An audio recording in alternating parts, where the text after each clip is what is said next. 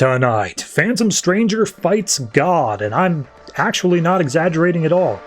The editors of Superman decide to ignore the 5th week last week just to make my life a little bit harder this week, and I'm doing a giveaway.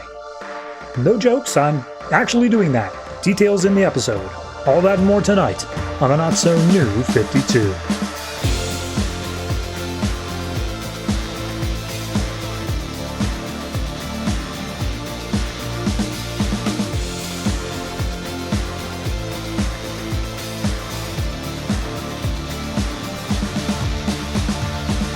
Hello everyone and welcome to episode 153 of the Not So New 52. I am your host and we have no time for an intro. I have 15 comics to get through, 2 of which are annuals. Both of those annuals and another one are all part of an event, and it's too much. DC has put too much this week. How dare you? You're ruining my life. So I'm just going to jump into it, but I do have one thing I need to say first, and that goes back to that intro bit I just finished up there, and that is I'm doing a little bit of a giveaway. And I picked the worst possible week to do it, but I had to do it sooner rather than later because the deadline that you need to redeem this is like mid-September. So the better I get ahead of it, the better it will be for everyone. So I got a free trial code for DC Universe Infinite, which is how you read comics digitally for DC. However, I already pay for that, and they won't let me use a free trial if I'm already paying for it. So I'm passing the code on to you. However, it's not as simple as I'm just going to say it right here. I'm going to hide it somewhere in this episode. And for audio listeners, it will be audio clue, so you'll have just as much of a chance as visual people. So, good luck. Yes, this is a blatant attempt to drive engagement. You have to listen through the whole episode because you don't know where it'll be. Tee-hee. Anyway, let me tell you what's coming out this week so we can jump right into it. So we have, in no particular order here, Batwing, Detective Comics, Grayson, Action Comics, A Different Action Comics, Superman/Wonder Woman, Green Lantern, Aquaman and the Others, Earth 2, Green Arrow, Justice League 3000, Phantom Stranger, Swamp Thing, and our 2 weeklies, Batman Eternal and Future's End. When I say Action Comics and A Different Action Comics, it's because one of them is an annual, as is Superman/Wonder Woman, and all 3 of those are part of Superman Doomed. Okay, got it? Great, because we're going straight into the Superman Doom stuff.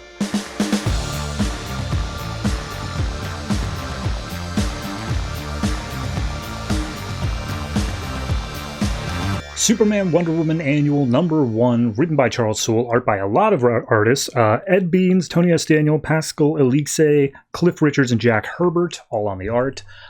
This is chapter 3 of part 3 of Superman Doomed.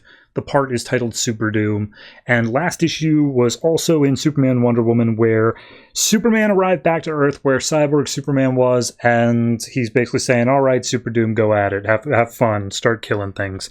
So we open up, and it's just Cyborg Superman versus Doomsday Superman, and Doomsday Superman just rips off his arms and throws them aside, and he's just like, all right, I'm going to go ahead and say that I give, but you're too late. I've stalled you long enough. The rest of the fleet has made it down to Earth, and you're never going to make it in time.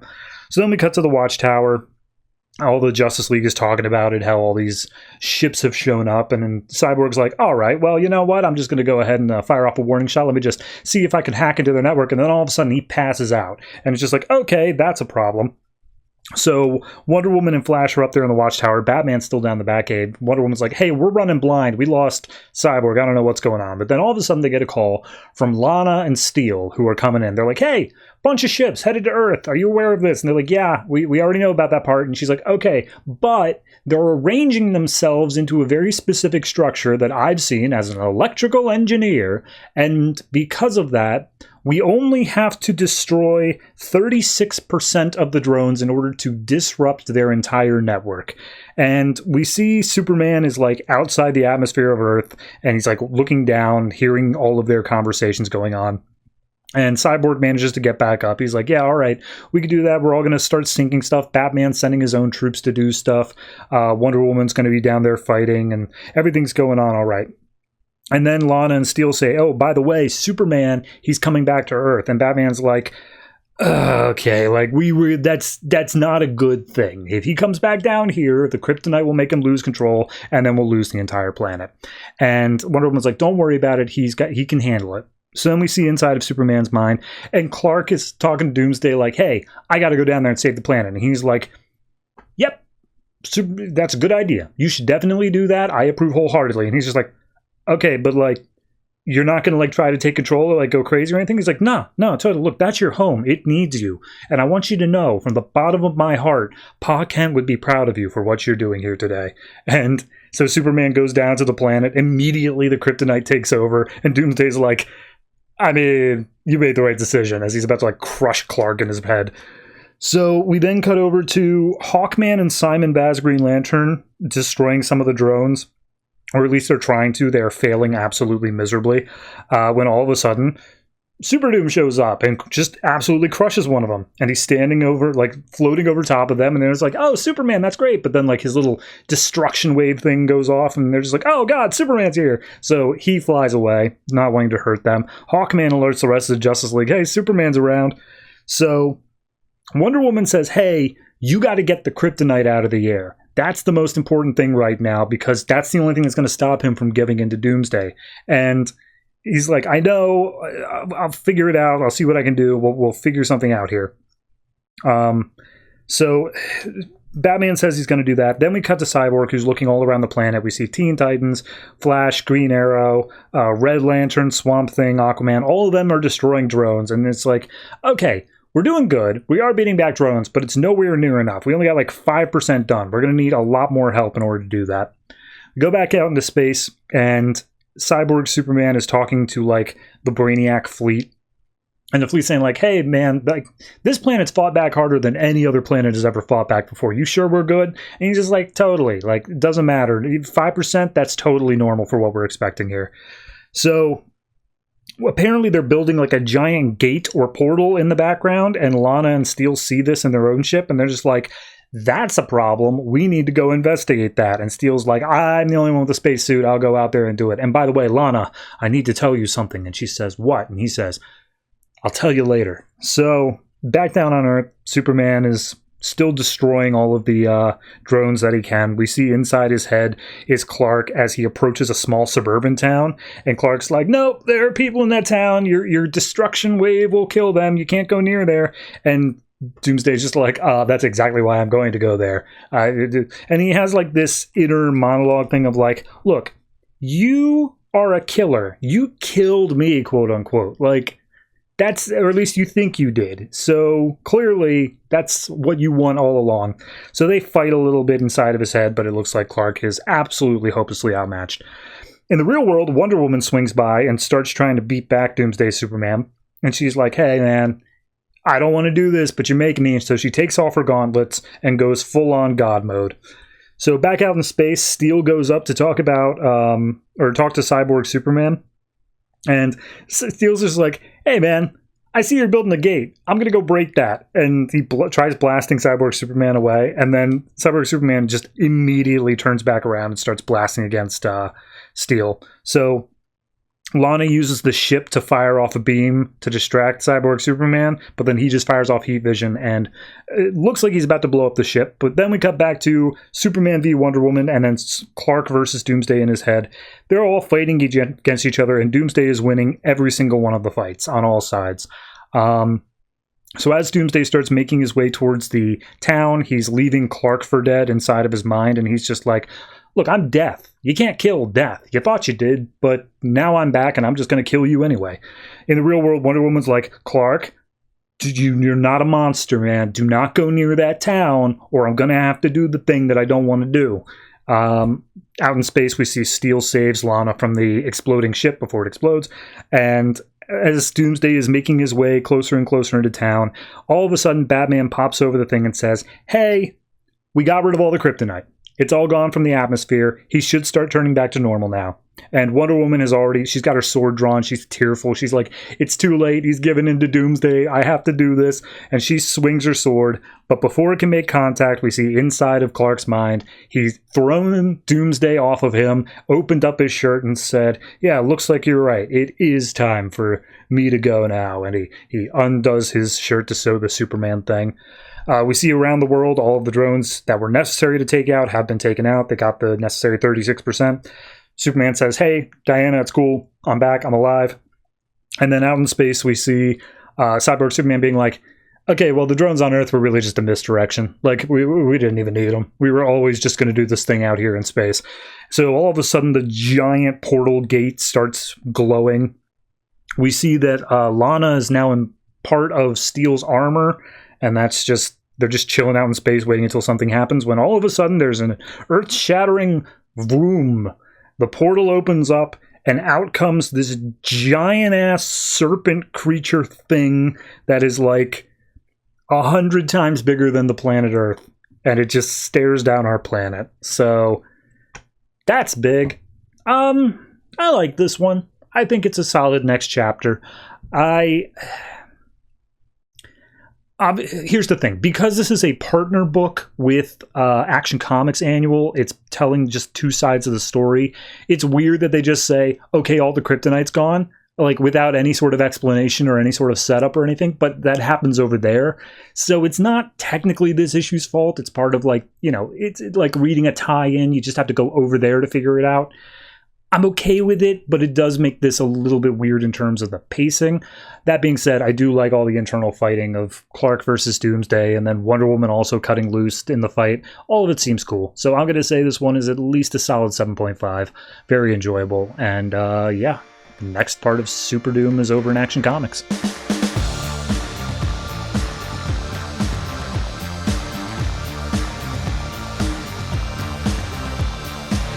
Action Comics Annual number 3, written by Greg Pak, art by Ken Lashley, Aaron Kuder, Jack Herbert, Cliff Richards, Julius Gopez, Will Conrad, and Paxel Eliske. God damn you, DC. This is chapter 4 of part 3 of Superman Doomed, aptly titled Super Doom, and it happens concurrently with the Superman Wonder Woman Annual going on this week as well.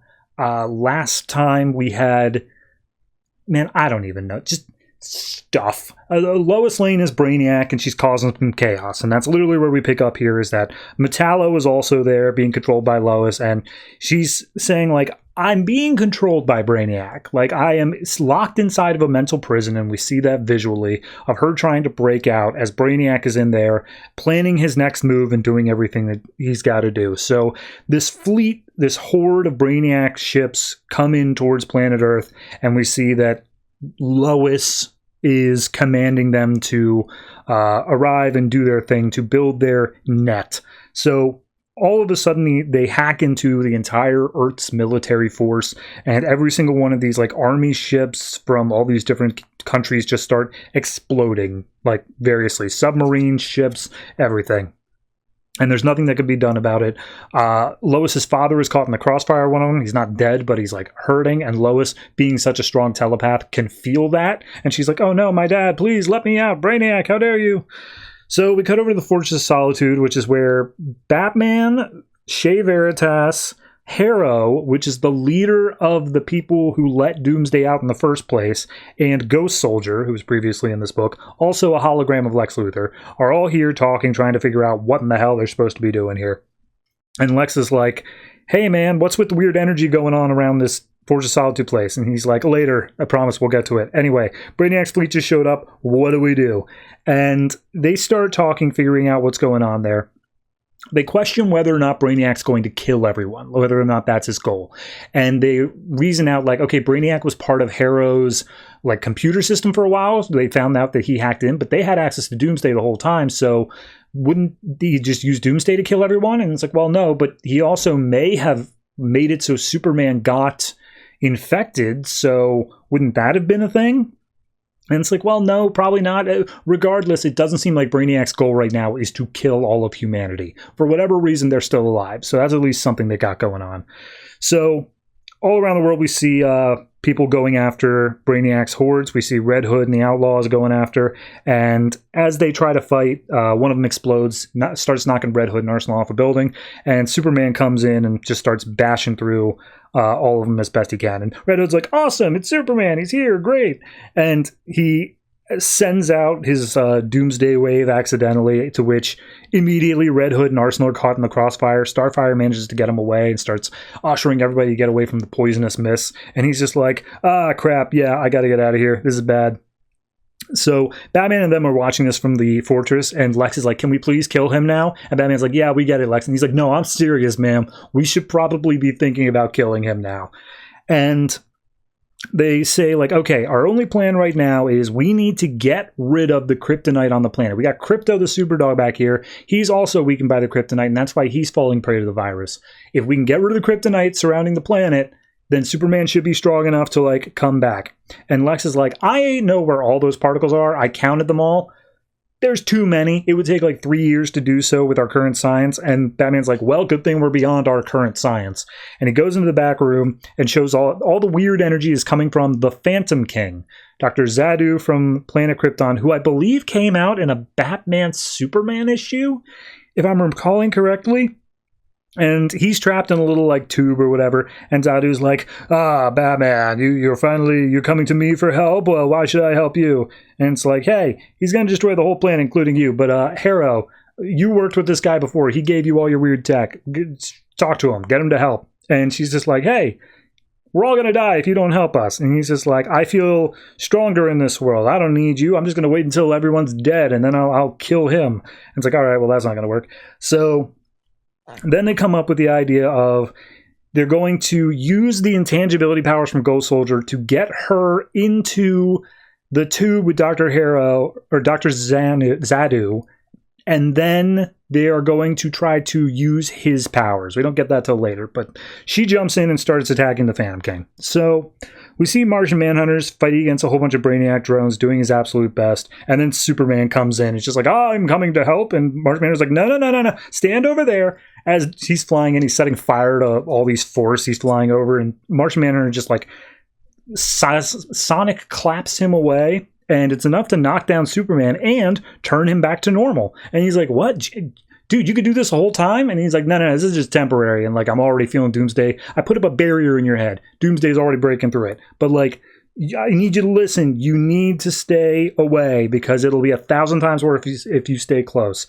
So Manhunter continues to start fighting against all the Brainiac drones while Superman's getting up. Ghost Soldier comes up being like, hey, man, he's right. You gotta go. Like, it's very important, but, like, you know, it's you gotta go, like, help. That's the more important thing here. And Superman, like, is like, I don't know about that. And then all of a sudden Ghost Soldier brings up Baka. For anybody who's just hearing this event, Baka is a little, like, weird boy that was found in an underground cave and is, like, prince to some monsters or whatever. He can transform into a giant kaiju.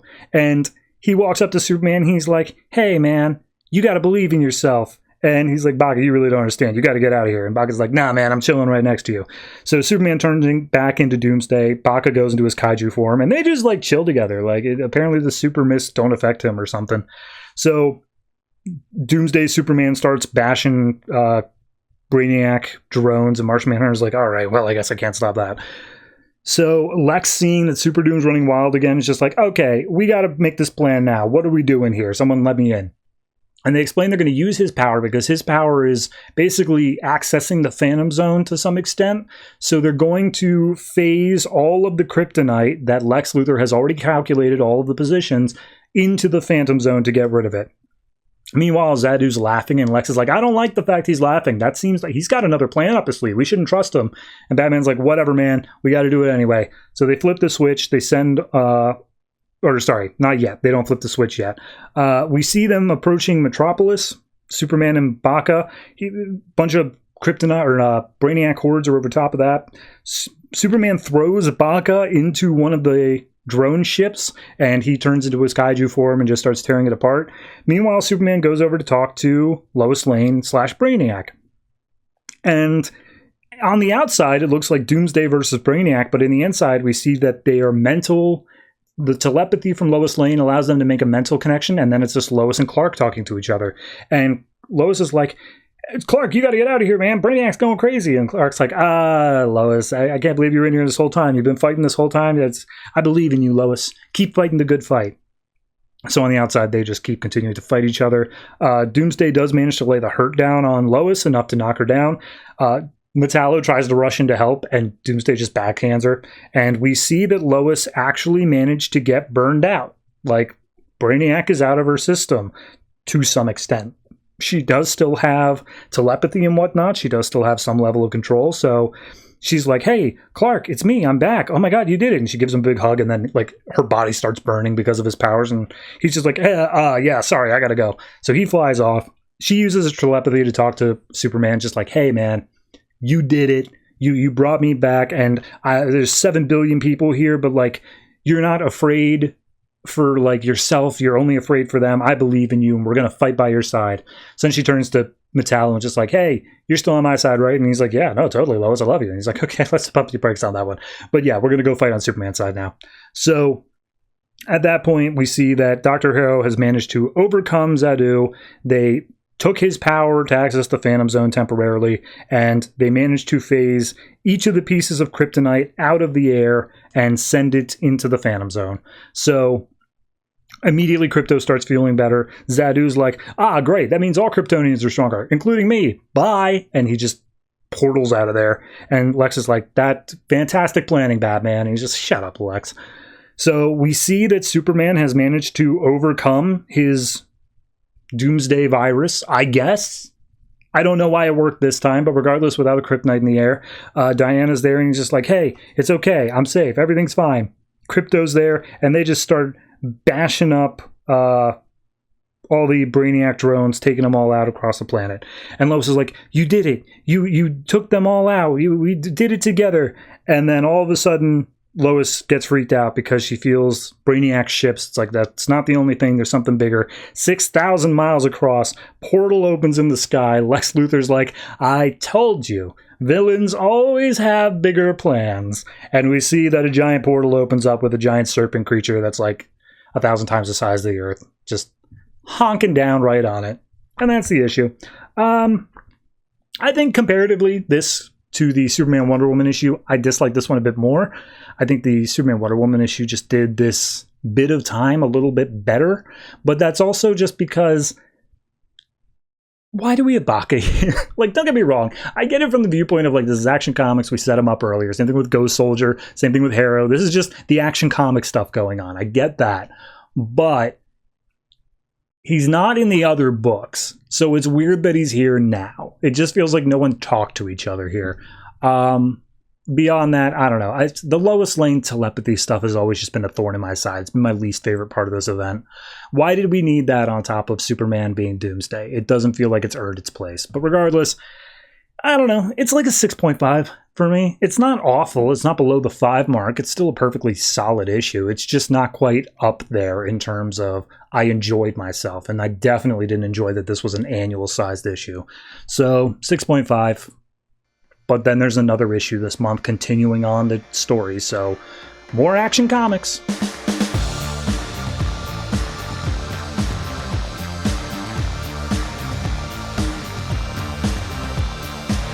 Action Comics number 34, written by Greg Pak, art by Aaron Kuder and Scott Kolins.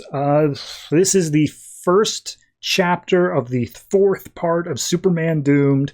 This part is called Last Sun, that is S-U-N, and last time Superman was seemingly cured of the Doomsday virus, maybe, I don't know, and then a giant portal opened up in space and there's a giant snake that's about to eat Earth. Okay, that's about all you need to know. Also, Lois is cured of telepathy, but not actually telepathy, just the Brainiac part.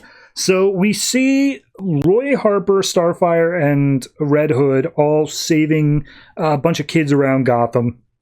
And Batman's in the head saying like, hey, there's a crazy ass snake up in the sky. You guys got to get underground. And he's just like, don't worry about it. We're saving kids. And then all of a sudden the kids' eyes light up, and then Red Hood's eyes light up, and then everybody's eyes are lighting up as we see the entire city is having its life force, I don't know, drained out of it into space towards the giant space snake.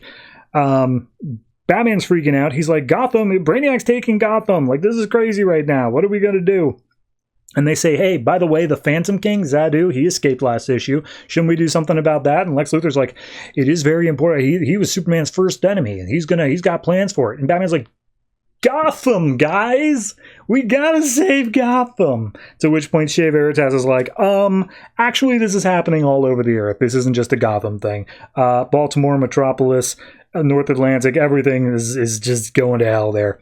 And Batman's like, Lex, you're only a hologram here. You're not actually in the fortress. You got to get out of there. And he's like, don't worry about it. LexCorp is fine. And then he he immediately gets taken. So Batman yells out to Superman, like, bro, Brainiac's too strong. Get up into space. We can't risk you not being okay anymore. And he's just like, all right, I get why Batman's like freaking out, but like, I feel like Brainiac would have already taken me, so I'm just going to stick around here and help out. Meanwhile, we see Baca, who was also part of the fight. He gets stricken down by a bunch of Brainiac's drones, so Superman catches him from falling out of the air, and Baca's like, hey, Superman, you're looking like yourself again. And he's just like, yeah, totally. I'm great. I'm awesome. And then all of a sudden, Baca starts glowing eyes as well. So Lois and Metallo, Superman, all come back to the top of the Daily Planet. And Lois is like, hey, yeah, I can feel like what's going on here. I can't stop all the drones from what's going on. You're all like, you can hear the heartbeat slowing down. Like, stuff is going crazy. But like, let's see if he's planning on killing him. So Lois reaches out with her telepathy, gets over to Martian Manhunter, who's also protecting himself from this stuff. He goes and checks out a plane, and instead of the plane crashing, all the people are like caught up, like they're all glowing eyes, but it's still flying itself. So they're like, okay, Brainiac's not killing anybody yet, so we have at least a little bit of time, but we need to figure out what the hell's going on. So Superman tells Baca, hey, you and Crypto protect the city. And Lois is like, Metallo, you two protect this city. And they say, all right, we're going to go up and we're going to take care of this. So out in space, we have Steel and Lana, who are just chilling because their ship blew up. They get taken in by the Justice League Watchtower, which also has Superman. Or no, sorry, Superman's in the fortress. It looks like it's just Cyborg up there. Maybe Flash. Down in the fortress, we have Harrow, Ghost Soldier, Lois, Batman, Wonder Woman, Martian Manhunter's there as well. And as soon as Wonder Woman shows up, she's like, Lois, it's so good to see you, not trying to kill me. Awesome. She gives her a hug and then goes up to Superman being like, and for you, and gives him a big kiss. Meanwhile, Lana's like, hey, guys, I'm an electrical engineer. And you need to understand that Brainiac is networking all of these together for processing power. That's what he's using them for. And it's just like, oh, okay, all right. So he's building up the thing right now, but like, what is he doing with them? And Superman basically says, like, yeah, Mongol tried something like this before. We had to throw him into the Phantom Zone. It's like, okay, well, I don't think we can throw giant-ass snake steak into the Phantom Zone, so what else are we going to do here? And everyone goes to look for Batman, and like, they're trying to think, like, maybe we just go smash it, but everyone realizes, no, it's connected to all of these mines. We don't know what will happen if we smash it. So then Superman's like, I have an idea. So the entire plan is a bit hard to just conceptualize with the pages that they provide, but Harrow, who has the ability to summon ghost soldiers, does that as like a huge distraction along with ghost soldiers. And when I say ghost soldiers, I mean like actual army of the dead stuff.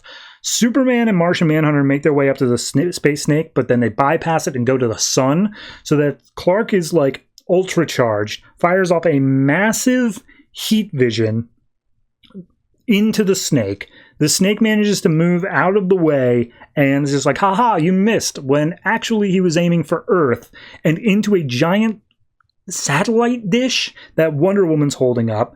The satellite dish converts the heat vision into electricity, giving it full power, and then they activate the Phantom Zone portal. So it turns out they are actually planning on putting the giant space snake into the Phantom Zone. That is the massive plan here. So they do as much as they can to get it all up. By the way, typo here, they call Cyborg Cybrog.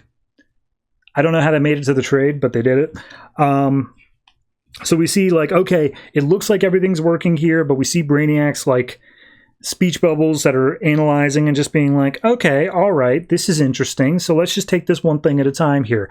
First, Ghost Army, bit of a distraction here. We're just going to get rid of that. So they just do the mind suck thing on all the Ghost Army. Then they're like, all right, Justice League Watchtower, that's annoying. And you see him targeting it, and Lana's just like, how many ships are we going to be blown up out of today? And then all of a sudden the Watchtower explodes. We see the Fortress of Solitude, which is sending out the Phantom Zone projector. It also explodes, so they terminate that. For whatever reason, it seems that Shea Veritas is a especially dangerous threat because of her intelligence, so they Brainiac like tries to suck her up or something, and she warns like, Brainiac, wait, you're only killing yourself. And it looks as though the giant space snake, because of everything going on, is being dragged down into Earth's gravity, which I don't think that's how that works, considering the space snake is like 16,000 times the size, but whatever. So Lois calls up being like, hey, Superman, look, I believe in you. You're going to do it. 7 billion people. Remember that. So Superman and Martian Manhunter use all of their strength to push the giant space snake out of Earth's atmosphere and away from everyone else. And they succeed, and they do it. And Superman's like, hey, we did it. Lois, how you doing down there? And she's like, doing fine. Meanwhile, in the background, like the whole fortress is collapsing around them. They're definitely going to die. And Lois is like, okay, look, don't worry, Superman, don't worry about us three, me, Batman, Wonder Woman. You save 7 billion people, that's what's important. And the whole thing goes down with a loud krakoom, and then stepping out of the wreckage of the fortress is Mongol and Non. Non being one of Zod's henchmen, and Mongol being Mongol. And they say, finally, we're free from the Phantom Zone. Time to conquer Earth. So, yeah, that's the issue. It's fine. It's all right. I lost the plot. They cured Superman, or at least it seems they cured Superman. So all this Brainiac stuff going on was literally only triggered because of the whole Lois thing going on in this story, which I already disliked. So whatever this last chapter is, and like now it seems like they already defeated Brainiac, and now they're having to worry about Mongol and Non and Zadu. You can just end a story. You know that, right? You could just say Superman was cured. Tune in next week for the normal adventures of these stories. But no, it's got to be this big crossover. It's whatever. It's like a 6.5. I'm not angry with it. I'm not upset with it. It's just the event as a whole has just outstayed its welcome for me. So yeah, whatever's going on with it, good for it. But 6.5 for me.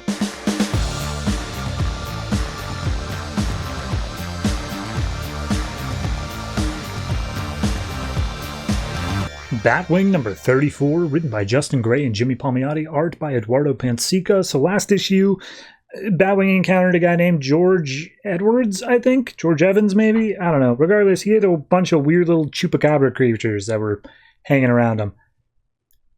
They are not a part of this issue. So Batwing is talking in Gotham City, and he's saying, all right, Monday, there was a bunch of like homicides between like communists and Nazis around Gotham, and I had to go and knock them all out. Tuesday, there was a stabbing on the west side. Wednesday, there was a gas leak that exploded. Thursday, there was a bunch of katana-wielding thieves who performed in front of a concert. I don't even know what happened there.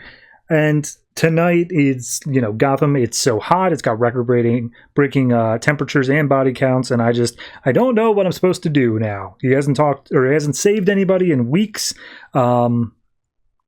He mentions how he left that George guy tied up, and then all the first responders were found dead, and he's just like, yeah, well, I also feel guilty about like what happened to my sister. It's all been super nuts. And as he goes down, he finds a stuffed rabbit, and he's just in a random building. He finds a stuffed rabbit that is covered in blood, and he casts it aside for whatever reason. He was thinking about everything that's happened over his run. He's like, yeah, I started out because this was like cool and fun, and then like everything in my life has gone down the crapper because it's been haunting me. It's been following me. Everything here is just awful. It just doesn't feel worth it anymore. So we go back to the Fox penthouse, I guess, the next morning. And we see that the little sister Tiffany is super excited because we've got tickets to a important astrophysicist meeting or something. So Tiffany goes off. Luke is like, hey, Mom, you're smoking out on the balcony. What have you smoked? And she's just like, I've smoked ever since I can remember, but I gave it up when I was pregnant with you. Figured why not start again, And he makes a comment of like, do you really think that like killing yourself slowly is going to make you feel better? And she just like turns and gives a look and just like, yeah, all right, whatever, kid. So he says he's bringing Tiffany down to the planetarium, and she's like, well, I'm so glad you could fit them into your busy schedule, Luke. And Luke doesn't say anything. He just gets up and walks away, and you cut back and see the mom is crying. So in the car, obviously Tiffany knows about his secret identity now, and she basically is just like, "Hey, can we talk about that? What's it like?" And he's just like, "It's not as fun as you think." And she's like, "I don't think it's fun at all. Like, you have a bunch of people who are trying to kill you every night. That sounds awful. It sounds miserable." And he's just like, "Yeah, no, I mean, I get it, but that's what I got to do." So she basically says, "Yeah, all right, well, I mean, what's the best way to say this? Why do you keep these villains seem to be more interested in hurting you rather than hurting Batwing? Why do you keep having that happen?" And he's just like, I don't know. I have no idea what to tell you there. And she asked specifically about Menace, and Menace is like, or he's like, "Yeah, Menace, he was a friend in high school, and then like I stopped him from doing something bad, and I thought he died, but he didn't." And he's like, "Oh, well, is he dead now? Did you kill him?" And he's like, "No, I didn't kill him." And she's like, "Good, because I don't think that you should be on that level. You shouldn't be killing people." And he's like, "Oh, you're great, Tiff. I'm so happy we're spending time together." So they go to the planetarium, and she's giving this whole lecture, and Luke is just like, "Damn, she is hot. She is incredible." Not Tiff, the person giving the message. And she asks a question out to the audience. I forget what her name is here. She has a question out to the audience, and Tiffany like raises her hand and gives like the whole thing. And it's a question about like why humanity has not yet reached out to the stars. And Tiffany says like, "Oh, it's because we can't overcome our own tribalism. We have internal fighting and whatnot." And the woman giving the talk is just like, "How old are you?" And she's like, 6.5. So it's just like, yeah, see, this kid knows it, and world leaders can't figure this out. So it's all about relativity and stuff. So after the thing, she goes to get an autograph, and Luke comes up just like, "Oh yeah, hey, this is my sister. What's going on?" And Tiff's just like, "He says that you're hot."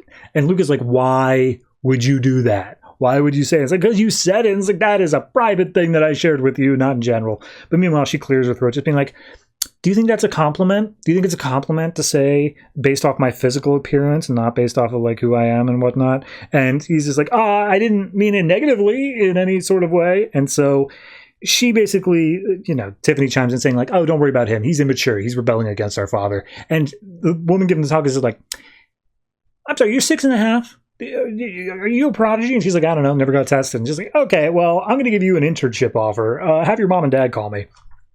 So they get back in the car, and Luke is like, "How dare you just sell me up the river like that?" And Tiff's just like, "Pshaw, you just need to grow up." And he's just like, "All right, look, we're not having this talk. Like, you're a smart kid and stuff, but you do not have the experiences in life that need you to shape you yet, okay? So just pump the brakes there." And she's like, "I'm sorry." And he's like, "Don't worry about it. Everything's cool." And then a truck hits him.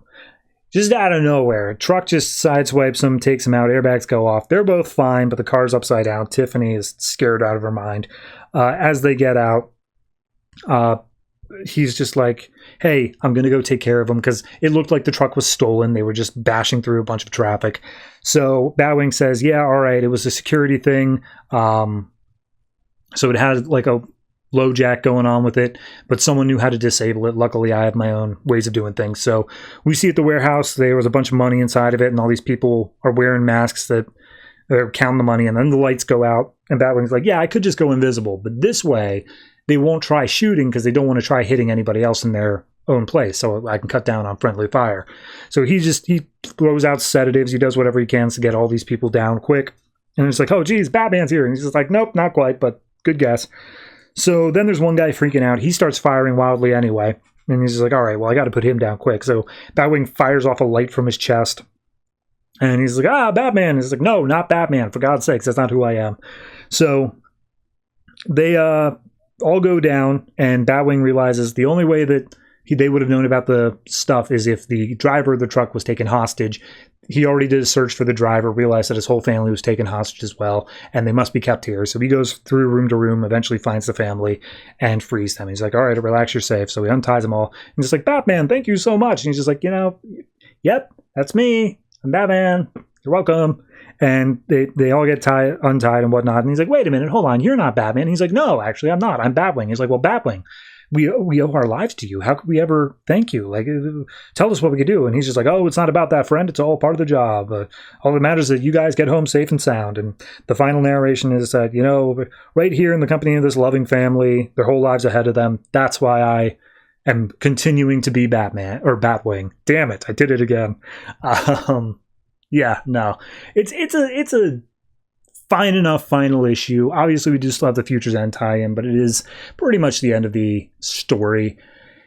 It does feel like there's so much just left up in the air. Like, I don't know how many issues they were hoping to get, 40, 52, I'm not sure, but they were told they were being canceled, and they had a lot still left up in the air for that. So I don't know where we get wrap-ups for Luke's story. Maybe it is in the Future's End issue. We get sort of things of like, here's how his family gets fixed, and here's what happens to his sister. What about Menace? And all this other stuff. But for now, it's just a nice little thing to say. Wherever Batwing shows back up, he's not going to come back in some sort of traumatized state. He's going to have his own stuff going on, and he's going to be okay at the very least. So I'll give this one I'll give it a 7. It feels like a 7 to me. It's not great, it's not awful, it's just right there at a 7. So, yeah. Fine enough final issue, and we'll see back at the end of Future's End.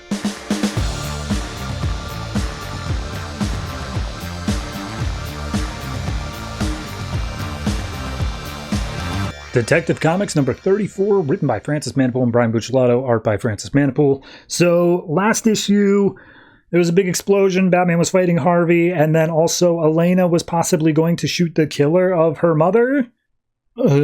So this issue picks up, just picking up on all that. We see Elena as the first plot wrapped up. We see the guy who's part of the Kings of the Sun or whatever is like, Elena, this man is responsible for your mother's death. I want you to be able to pull the trigger and do that and like take his life. And she's like, okay, bang, and just does it. We see the guy who caused the explosion outside the warehouse where Batman and Harvey are fighting. It shakes him out of it as he's just sitting there.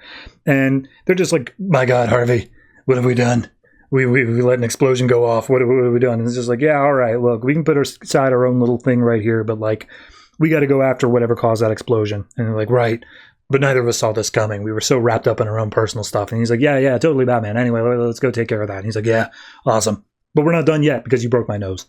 So we then see Elena's, they start wrapping up the body, the gang does, and Elena's like, oh my God, what did I do? And we see that the leader named Horton, I don't know, we get to it, is complaining like, what do you mean the truck never made it? Oh, you guys have one job. And then we see the wreckage down that was caused by that dude exploding. Bullet goes down. He wants to get into the deep of it, and basically one of his fellow cops holds him back. Detective Yip saying like, bro, it's straight up radioactive in there. You cannot go in. You will die. And he's just like, oh, what am I supposed to do? Just sit here while Batman gets all the glory? He's like, you got nothing to prove, Harvey. And he's like, no, I need to know. So back at Wayne Manor, we see Batman talking to Alfred. And Batman's like, I failed, Alfred. I had him. All this stuff. Elena would still be alive. Oh, that's right. Elena's the mom. What's the name of the daughter? That's annoying. Anyway, Elena's daughter is the one I'm talking about. And Alfred's like, dude, hindsight, man. You can't beat yourself up over that. That's not what you should be doing. We see the Kings of the Sun gang riding on their motorcycles wearing gas masks to deal with whatever the radioactive thing is. And Elena's daughter, who I still don't know the name of, is sad. And she's crying because she killed a guy. So Holter, the leader of the Kings of the Sun, drives in and comes up to this radioactive man who, I swear to God, never gets a name throughout this thing. They just call him Kid and Pal. So he comes up being like, hey, we kept you sedated because your power hurts you and it hurts others. And we made a quick buck by siphoning off your excess energy and using it to make Icarus, but like, we did it for your own good, so come back with us and we can put you back under. He's just like, you used me, you strapped me to machines. And he's like, right, but we did it for your own good. And at that point, Batman comes in and just punches this dude who's radioactive in the face, goes after the Kings of the Sun. They start firing at him. The dude who's radioactive is just like, screw this, man, I'm not going back. And he just uses his powers to fly off into the sky. No longer to be seen in this issue. Meanwhile, Batman is really going after, I just said his name, Holter? Yeah. Going after Holter, and he's like, Holter, you son of a bitch, you destroyed the waterfront, this is your fault, you killed all those people, and worst of all, you had Elena killed. You had Johnny, the dude who Elena's daughter shot, put up to it. You were the one who told him to do it, and that was the mother of your child. How could you do that, Holter? And Holter's like, she kept my daughter away from me, and she would never let me see her again. She had no right. That's on her. And then all of a sudden, the giant squid from like 2 issues ago just starts attacking and drags Holter down into the sea, along with Batman's like super mech armor that he was using to like fly into the fight. I forgot to mention that somehow. Batman tries to dive down to save Holter's life, but he gets swatted away by the squid, and therefore Holter ends up dying. We see Batman is also not unconscious by that, so Bullock has to dive in, and he grabs and saves Batman. And as soon as he gets him up on the shore, he handcuffs Batman, saying, "Ha! I told you we weren't finished. I saved your life, and now I'm gonna pull you in. Harvey Bullock, the man who arrested Batman." And before he can even like blink, Batman's already broken out of the cuffs, and he's just gone. He's like, "Son of a bitch! Why does this keep happening to me?" So, Annie is the name of Elena's daughter. Bruce and Annie are talking outside like the Gotham limits. She's on a motorcycle, and Bruce is like, "I'm so sorry for what happened. Like, I hate that you feel like you have to go, but like, I can help you. Come back to Gotham. Like, we can set you up with anything you need, anything in the world." And she's just like, "Bruce, because of everything that happened, I saw your finances. I know for a fact that you had plenty of money to like fix up the waterfront and do all that stuff that you wanted my mom to do without her. So it's your fault that she came to the city at all. And like, because that she believed in you, that's the reason she's dead, and that's also the reason I'm not going to stick around here, because you're freaking toxic, man. Everyone around you dies. So, bye." And so she hops on her motorcycle and just drives off. And Bruce is like, "Oh, well, the skies are clearing, and hey, look, the rain clouds are parting." And she's like, "Yeah, it's because we're leaving. We're not on Gotham anymore." So she goes off. We then cut one final scene of Bullock talking to Detective Yip. And Bullock's just being a dick to her, and Yip is like, "Hey, I'm out here helping you out in the rain. We found the last shipping container that you wanted to find. Like, I'm out here. Why are you being such a dick?" And he's just like, "I didn't ask for your help." He's like, "Yeah, well, I'm openly giving it, man. Why you got to be like this?" And Bullock just pulls away, and we see Yip is upset, and Bullock's sad that he made her upset. But as he opens it up, inside is, as far as I could tell, nothing but an Anarchy A on the wall. And I think that's the name of the next trade, is Anarchy. So that'll do it. Here's the thing. I complained about this arc already significantly in that I think that it introduced way too many characters, and it didn't do enough to differentiate and let me know like which characters are important, which ones are more B tier, like who should I be paying attention to. And by the time you hit the end of it, I'm lost. I have no idea what's going on here. So ultimately, this issue, while it does feel like it wraps up a bunch of that stuff, we get closure on Bullock and Batman fighting a little bit there, but it seems like it's going to be something that goes on further. The Annie stuff is all wrapped up, whatever's going on with these gangs. I just don't feel like I got anything satisfying because I don't feel like I was invested to begin with. Maybe that's just me. Maybe other people can read this and fully feel invested in these characters. But personally, I feel like it was too much too fast with this new writing team, and they just needed to slowly roll this out, or even just cut it down to like 3 characters. You give me Annie and Elena, and I'll count those as one. You give me one mob guy from one group of the mob and one mob guy from a different group. That's all I would have needed. I could remember that, but instead you introduce all these sub-characters within the groups, and it just gets too confusing. So I'm going to say this is a 6 for me. It's not an inherently bad issue on its own. It looks great, but it didn't feel satisfying as the end of the story, no matter how much of an emotional punch they try to put on it. So, yeah.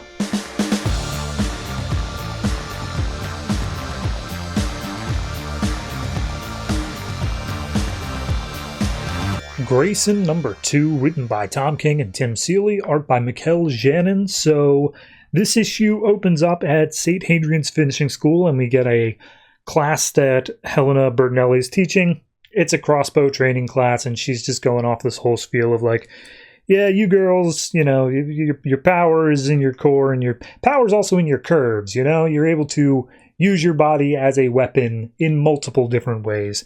And as all of these girls are about to unload these crossbows on these dummies standing out in the yard, all of a sudden she yells, "Wait, stop." One girl accidentally fires anyway, and Helena uses her own crossbow to shoot it out of the way, because standing out in the yard is Hood, who people may or may not remember from Batman Incorporated, was an agent of Spiral. And he is bleeding out and not okay. And he's like, hey, everybody, slam. So we cut over to Gotham City. Batman is fighting against the Cycles of Violence, who apparently are motorcycle gang people. I don't know. Regardless, Dick calls up on the phone and says, like, Mr. Malone, this is Birdwatcher. And he's like, yeah, Birdwatcher, what's going on? How's it going?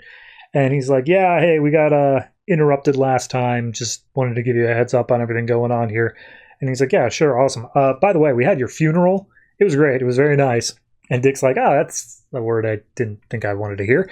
How about the Butler and Red Riding Hood talking about Babs?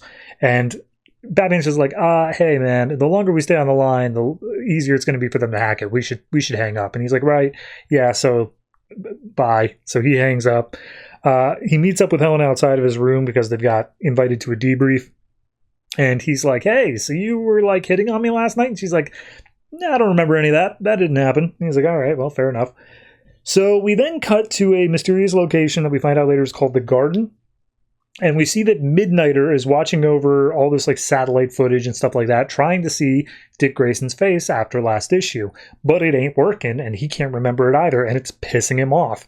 So he's like punching monitors, and we meet this woman named the Gardener, who seems to be the one looking over this garden. And when I say garden, it's like computer screens and crazy pipes and stuff. It's not a garden. So Midnighter apologizes, and he's just like, oh, I'll figure out a way around Spiral's tech. And she's like, hey, don't like mess yourself up at all, okay? Your backstory is you had a lot of crazy stuff done to you against your will, and now you can see people's movements beforehand, and also you beat a guy named Paragon. I'm just saying, like, don't do anything else crazy to you. You've done enough, and we're happy to have you here while you're not on Stormwatch. And he's like, yeah, totally awesome, but like, I was able to play out those moments against that guy, against Agent 37, and I know this is not going to end well for him.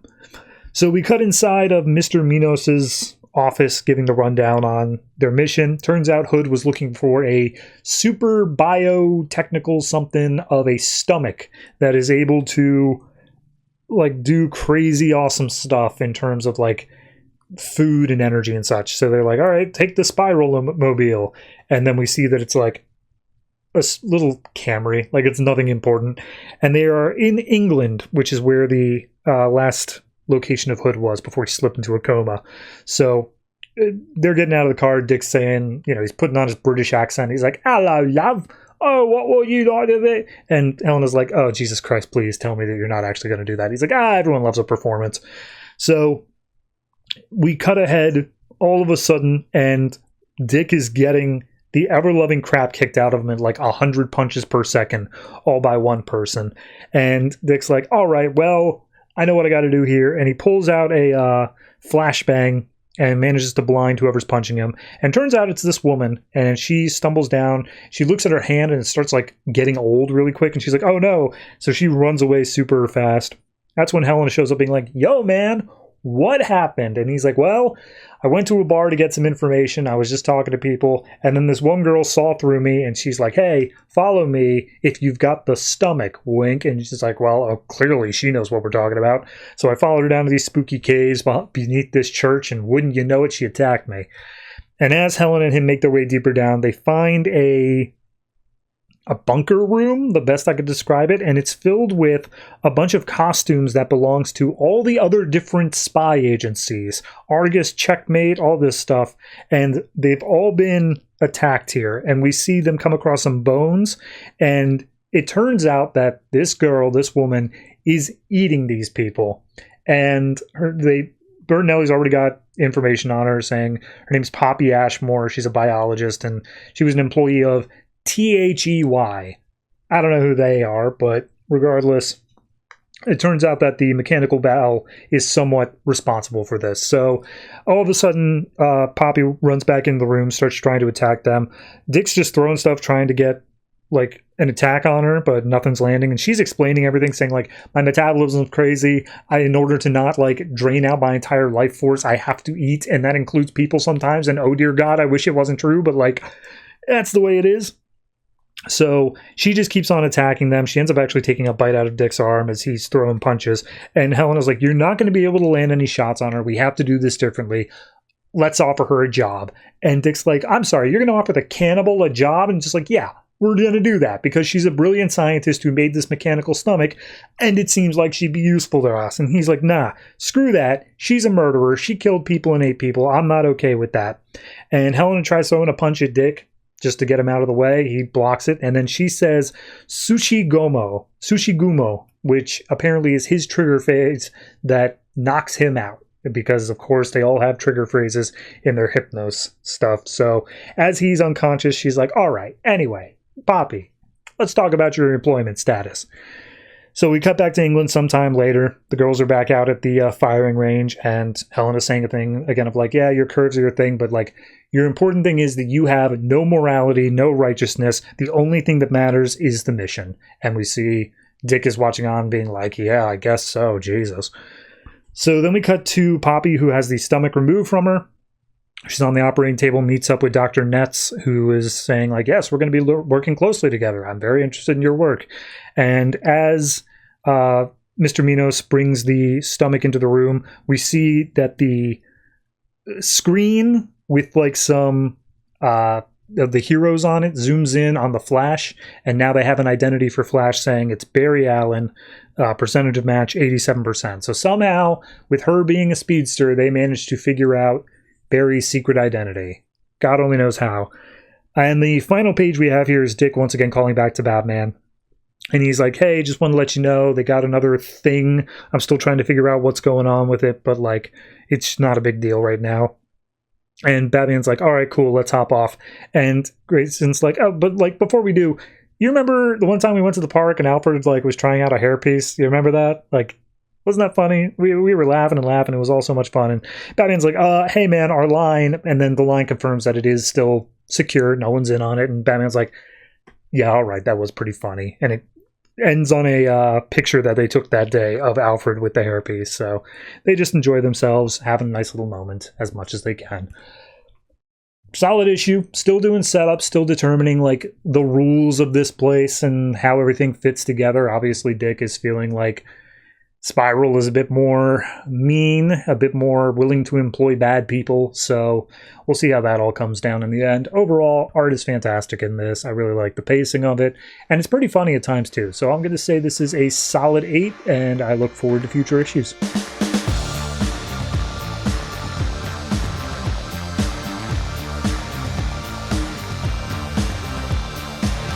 Green Lantern number 34, written by Robert Venditti, art by Billy Tan and Martin Coccolo. So this is picking up after the whole Uprising event. We're in Sector 687, and Hal is chasing down this random alien-looking dude, and he's got a crazy, complicated name, Agarush Nawakliag. I don't think he's a major character, but regardless, Hal chases him down and say, like, hey, man, the war is over, the Green Lanterns are back together, we're going to hunt down all the people who escaped the science cells again, and you're under arrest because you are just awful. And he's like, oh yeah, Lantern, well, you should have brought back up because I'm going to take you out. And he's like, dude, you are 3 foot tall. What are you going to do? And all of a sudden, this guy just lunges at Hal, and Hal fires off a warning shot with his lantern ring, taking him out. But it turns out that his kind, or at least him, feeds off of emotional energy. And so when he is hit with Hal's willpower, it actually buffs him up and gives him more willpower to continue. So he jumps on Hal and starts like draining him of his energy. We see like tendrils coming out, and Hal's like, okay, can't hit you with the ring, gonna hit you with something else. And he reaches out, grabs a big tree branch, just bashes the guy upside the head. And he's like, oh, all right, you still got some willpower in you. Good, I can keep going. And he's just like, well, no, you ain't. And so he bashes him again, knocks him out, and says, all right, I'm gonna put you in transit, and we're gonna get going. So they go back to Mogo. He has him in a Green Lantern box, which I don't think that would work. And almost immediately as he arrives, Simon Baz is there. And Simon's like, hey, man, I made a deal with the Red Lanterns to get off of Earth specifically just to come here. And he's just like, why? I told you to stay on Earth, whatever. So as they're talking for a moment, the alien manages to drain the energy from the construct, because of course he did, breaks out of his cell and starts attacking. But he's like, whatever, man. We got multiple Green Lantern people here and we're on Mogo. We can take him out. And then all of a sudden around the corner, Hal's niece just shows up on Mogo. And she's like, hey, Uncle Hal. Oh my God, it's a monster. So we see the monster is like choking out Hal. The niece is screaming, and the whole family, Hal's whole family, just comes in from the side like, oh my God, what's happening here? So the kids are screaming, and that causes Hal to feel fear, in which the alien drains Hal of the fear and feels fear for himself. And he's like, oh no, not fear, I didn't want this. So he just starts cowering in a corner, and he tells one of the Green Lanterns there to like, okay, take him down to the dampening pods or whatever so he doesn't drain any more energy. God, I hate this guy. So he walks over to his family, transforms out of his Green Lantern gear into his civvies, and he's like, hey, everything's fine. We took care of him. Everything's cool. We're all good. And so they're like, oh, Uncle Hal, it's so good to see you. And so Hal turns to Simon like, this is why you came to Mogo? You brought my family here? Why did you think that was a good idea? And Kilowog steps up and he's like, hey, actually, I was the one who told Simon to do it. I thought that after everything that happened, you could use some home time, some downtime. And since the Red Lanterns control your sector, I figured that your sector could come to you. So Simon's like, yeah, I mean, I was just helping out, whatever. So at that point, Hal's just like, okay, all right, thanks. Yeah, I appreciate it. Why not? How about Kilowog? You watch after the kids. You just go have fun with them. And I'll hang out with my brother here. So the mom also goes with the kids, and they go and it's like, yeah, let's go explore the planet. Let's see what's up. And the mom's like, are you sure you don't want to like stay inside instead of being on this strange planet? And it's like, no, we're going to go see Saint Walker. He's going to be cool. So they go off. Hal tells Mogo to keep an eye on them, and Mogo's like, will do. And Hal's brother's like, Jesus Christ, man, did the planet just talk? Is that what I just heard? And he's like, yeah, it's Mogo. He's chill. And he's like, all right, yeah, I think I'm going to need a drink. So they go out, they're sitting on a cliffside on Mogo, and they have some Kundish ale together. And he's like, yeah, no, I can't remember what the brother's name is. If it comes up, I'll tell you. But no, he's like, I can't believe that this is like your entire life. Like, you're just sitting out here on an alien planet having some alien beer, and this is just like a normal day to you. This is just what you do. And Hal's like, it's more complicated than that. Things get bad. Like, we just got done with a pretty bad series of events, all things considered. And he's like, yeah, no, I know you work hard, but like, you're literally living the most insane, crazy life here. Specifically, you've never settled down. What happened to Carol? Like, why isn't she around? And he's like, I don't want to talk about that. That's not really something I want. And he's like, okay, well, maybe settling down and having a family just like isn't for you, But only you know the answer to that.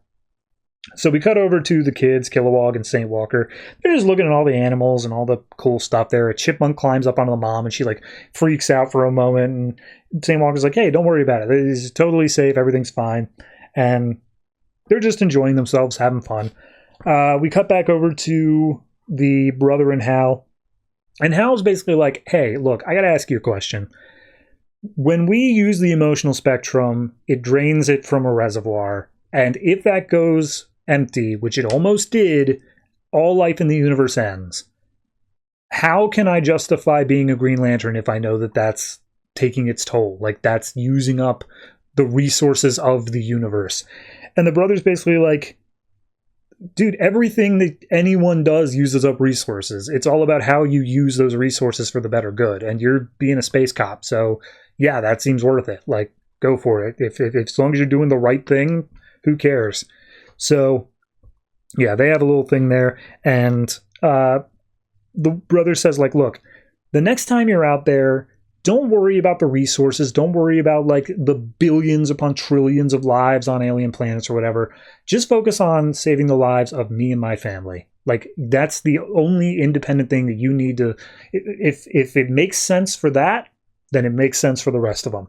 And he ends off saying, because I may be just a guy from Coast City, but I know as big as the universe is, there will always be more threats on the horizon. And then all of a sudden we cut to deep space. A boom tube opens up and out steps Highfather and some new gods. And they say, yep, people in this universe were messing with the source. How dare they? We're going to get the life equation because that's what we're doing. So yeah, Highfather wants the life equation. I think this leads into Godhood. I think that's what the name of the next arc is, and it's another crossover between Green Lantern titles. I know we can't take 2 issues without it, but I don't know. I think this issue was just a nice little calm, slow down thing. It was super weird seeing the niece show up in the middle of Mogo. Like, I thought that meant it was going to be a dream sequence. I was like, oh, okay, so like the little alien dude that was draining him like knocked him out, and then the niece wasn't actually here. But nope, she was, as was the whole family. It just came out of nowhere. Yeah, no, it's just a nice, calm, peaceful issue. Not a whole lot happens. I'd probably give it like straight 7. I enjoyed it. I think it was a nice read, but it's absolutely skippable. I don't think you need a single thing out of this issue at all. So, yeah, see what happens in Godhood next time.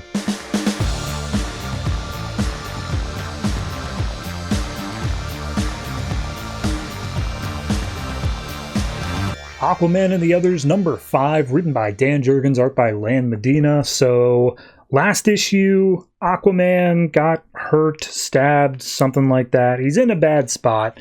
And what's her name? The Amazon one. She went into space and discovered Vostok's clone on the moon. Just roll with it. So we see cutting back to in the past where we're continuing on the story. The old man was dying. He wanted to be immortal in order to help find the weapons over time. So they throw him into a pool and say some spells that basically say, hey, as long as you've got this little weird triangle thing, we'll imbue it to a suit of armor, and then you will be functionally immortal until you have reclaimed your birthright. So we see him being called Legend. He literally names himself, and he's like, finally, I have all these golden artifacts back that you guys stole from me, and I will take it over, and it will sustain me forever, and blah, blah. It's literally just all the plot that you said before. And Aquaman bleeding out is just like, bro, the guy who took it from you, I also have problems with. Like, we don't have to fight about this. And he's like, yes, we do. You Atlanteans suck, and I'm going to take back my gold. So we see Aaron is standing up, and he's just like, hey, I'm going to take him out, man. I'm going to do what I can. Say's like, no, hold on. I've got visions, and I think they're going to come true. We just got to bide our time. And so Legend opens up a portal to see that his granddaughter or whatever is throwing all of the artifacts they have into the mystical pool in order to start the spell thing, whatever. And then we go back up to the moon where, again, Yawara, there it is. She is talking to the Vostok clone, maybe, and saying like, hey man, it's me, Yawara, how are you still alive? And he lunges at her. He's completely feral, can't remember a thing. And she's like, all right, well, I'm not just going to sit here and take it. Fights him off for a little bit. And then she's like, wait a minute, hold on. The other Vostok in the spirit world told me to put the helmet where it belongs. So does it belong on your head? And she just slaps it down on his head. And then all of a sudden he comes to a realization. He's like, oh, hey, Yawara, how'd you get here? So cutting back down to Earth, the weapons, the artifacts or whatever, start making some big magic stuff coming out of the pool as Daria is working on the spell. And then Legend is basically like, all right, cool. And now that I've gotten everything I need out of the Aquaman, I'm just going to choke him out. I'm just going to strangle him right here. And Aaron is again going in for the attack, and Seiya's like, hold on, it's about to happen. And then all of a sudden, Yawara's gateway opens up, and she teleports in from the moon with Vostok leading the charge as well. So also in the room, I don't know if I mentioned, is literally everybody else. Like all of the others are there as well, but they just haven't intervened for whatever reason. So Vostok's throwing punches at Legend. Yawara's trying to help the situation as best she can, but ultimately Aquaman is bleeding out and he does not have a lot of time left. So she's like, oh, I can teleport him to a hospital. Like, we could do literally 2 minutes, not even. Like, he's there in seconds. And Seiya's like, hold on. I had another vision about this. I need you to trust me that I can, like, make him better. So they pick up Aquaman and start dragging him, and they're just, like, taking him somewhere else in the castle. And she's like, oh, it'll only take a few minutes. We'll be okay. So Vostok's taking a beating from Legend. He's trying to throw it back, but ultimately it's not doing a whole lot to him. Yawara asks Seiya, like, hey, where are we going in this castle? Because I could just teleport us there. And she's like, oh, we're going to the pool room. It's like, great, cool. So teleports immediately into the pool room. Yawara fights off against Daria, and then Seiya just throws Aquaman into the pool. That is, of course, all magical and stuff right now. So Legend is like, hey, I was counting on you showing up. I need your helmet in order to complete things, so give me your helmet. And we see the prisoner of war guy. He steps up and he's like, all right, one of my ghosts that follows me knows MMA, so I'm just going to use that to fight against Legend as best I can. Ultimately accomplishing nothing, but he manages to pick up a whole bunch of weapons with like telekinesis and starts throwing it in their directions. We see Arthur manages to come back to life, totally healed, better than ever out of the pool. He knocks out Daria along with having all of the artifacts, and he's like, cool, let's get back to the other room. So all the others are dodging the weapons being thrown at them. Legend's like, oh, I'll kill you with my bare hands. And that's when Aquaman comes in. He manages to break off pieces of the armor and then uses his trident through Legend in order to pull out the magic triangle thing from the beginning of the issue, thus ultimately killing Legend and removing his immortality. So he's dead. Meanwhile, they look over at Vostok and they're like, hey, man, what's up? What happened? How are you here right now? And he's like, what are you talking about? I was up on the moon and now I'm down here. It's totally fine. And they mention like, no, man, you have a ghost in the spirit world. Like, you're dead. And he's like, no, I'm not. So they say that they teleported away the other two twins to a hospital because whatever. And they're like, all right, well, let's see what we got to do here in order to figure out what's going up with Vostok. So they all go back into the spirit world. Seiya says goodbye to her sister and is like, hey, the visions, they started when you died. Are they like always true? And she's like, as far as I've seen, yeah, they're usually true. But like, you will learn to control them, okay? You will learn to be able to do what you need. And we see Sky, the one who actually has Seiya's sister's original artifact, is like, hey, take the artifact. It's yours. Like, it'll help you control things. I don't need it. I got ghost powers. We're all good. And she's like, oh, okay, thanks. Meanwhile, Vostok and the ghost talk to each other, and ultimately they can't come to terms with which one is a clone and which one isn't, but they are pretty sure one of them is, so they're just going to run with that for now. But ultimately, Seiya's sister and Vostok, the original, go off to whatever version of heaven we're talking about here, and just like, yeah, okay, I guess they needed to go. And we see all the others standing there saying like, well, where do we go from here? We've got plenty of options. Let's go. End of arc. It's okay. It's all right. I don't know what this, like, this felt like it was a gathering of the team sort of arc. It was the sort of thing where it's like, oh, we're forcing them all back together. But like, you've already had a full arc in Aquaman and then 2 annuals in between there of the team being together. I don't understand why we had to do the gathering of the arc again here. And then on top of it, we introduce a new member of the system, like the one who has visions, while Sky is now taking a back seat, despite the fact that she was the new member before that. I don't know. It seems weird. I'm not quite sure what they're going for yet. I'm not saying it's a bad book by any means. I'm fine with a team book, but like, it seems like it's trying to not only set up a new team, but also ride the coattails of all the stuff that they already set up over in Aquaman. And I don't think you can have both that easily. I'm looking at Vostok. That one was the part that I was like, why? He shouldn't be back alive. That's too cheap. That's just trying to get the whole team back together. So, yeah, no, it's not a bad issue, but ultimately I can't give it above like a 6.5 for me. It was just kind of a letdown for the end of an arc, and I'm not sure what this book wants to be yet, but I'm sure we'll get there with time.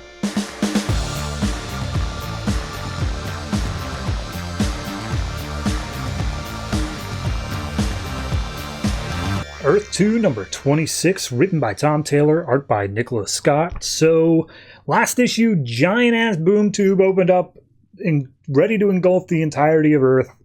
Green Lantern's holding it back, and Val-Zod is fighting against Superman. So we open up with Lois as Red Tornado is comforting Martha Kent, because obviously Pa Kent was killed by Superman. And Jimmy calls in and is just like, Lois, hey, we need you. Stuff's happening. You got to go. And she's like, I got to go, Martha. I'm so sorry. I will take care of your son. Goodbye.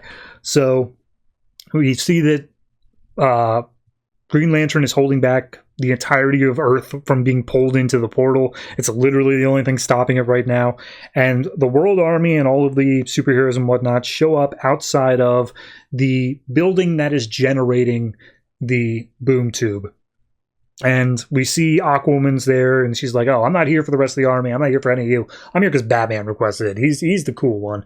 So they walk up, they look at it, they see it's guarded by an entire army, way more forces than they have, and it's also, like, stupidly secure. So they're trying to figure out, okay, Mr. Terrific and Terry Sloan are in there. They're going to be the ones that are being mind-controlled. If we can take out Bedlam, that's going to be our best bet to tear all of this apart. So at this point, Aquawoman's like, okay, Flash, you're the fastest. Can you get me, Aquawoman, inside to fight Bedlam? I think I can take him out. And he's like, I mean, carrying you, I'd need at least a little bit of a hole to be made. And it's like, all right, we'll work on that. But like, right now, our position has been given up. We are being attacked.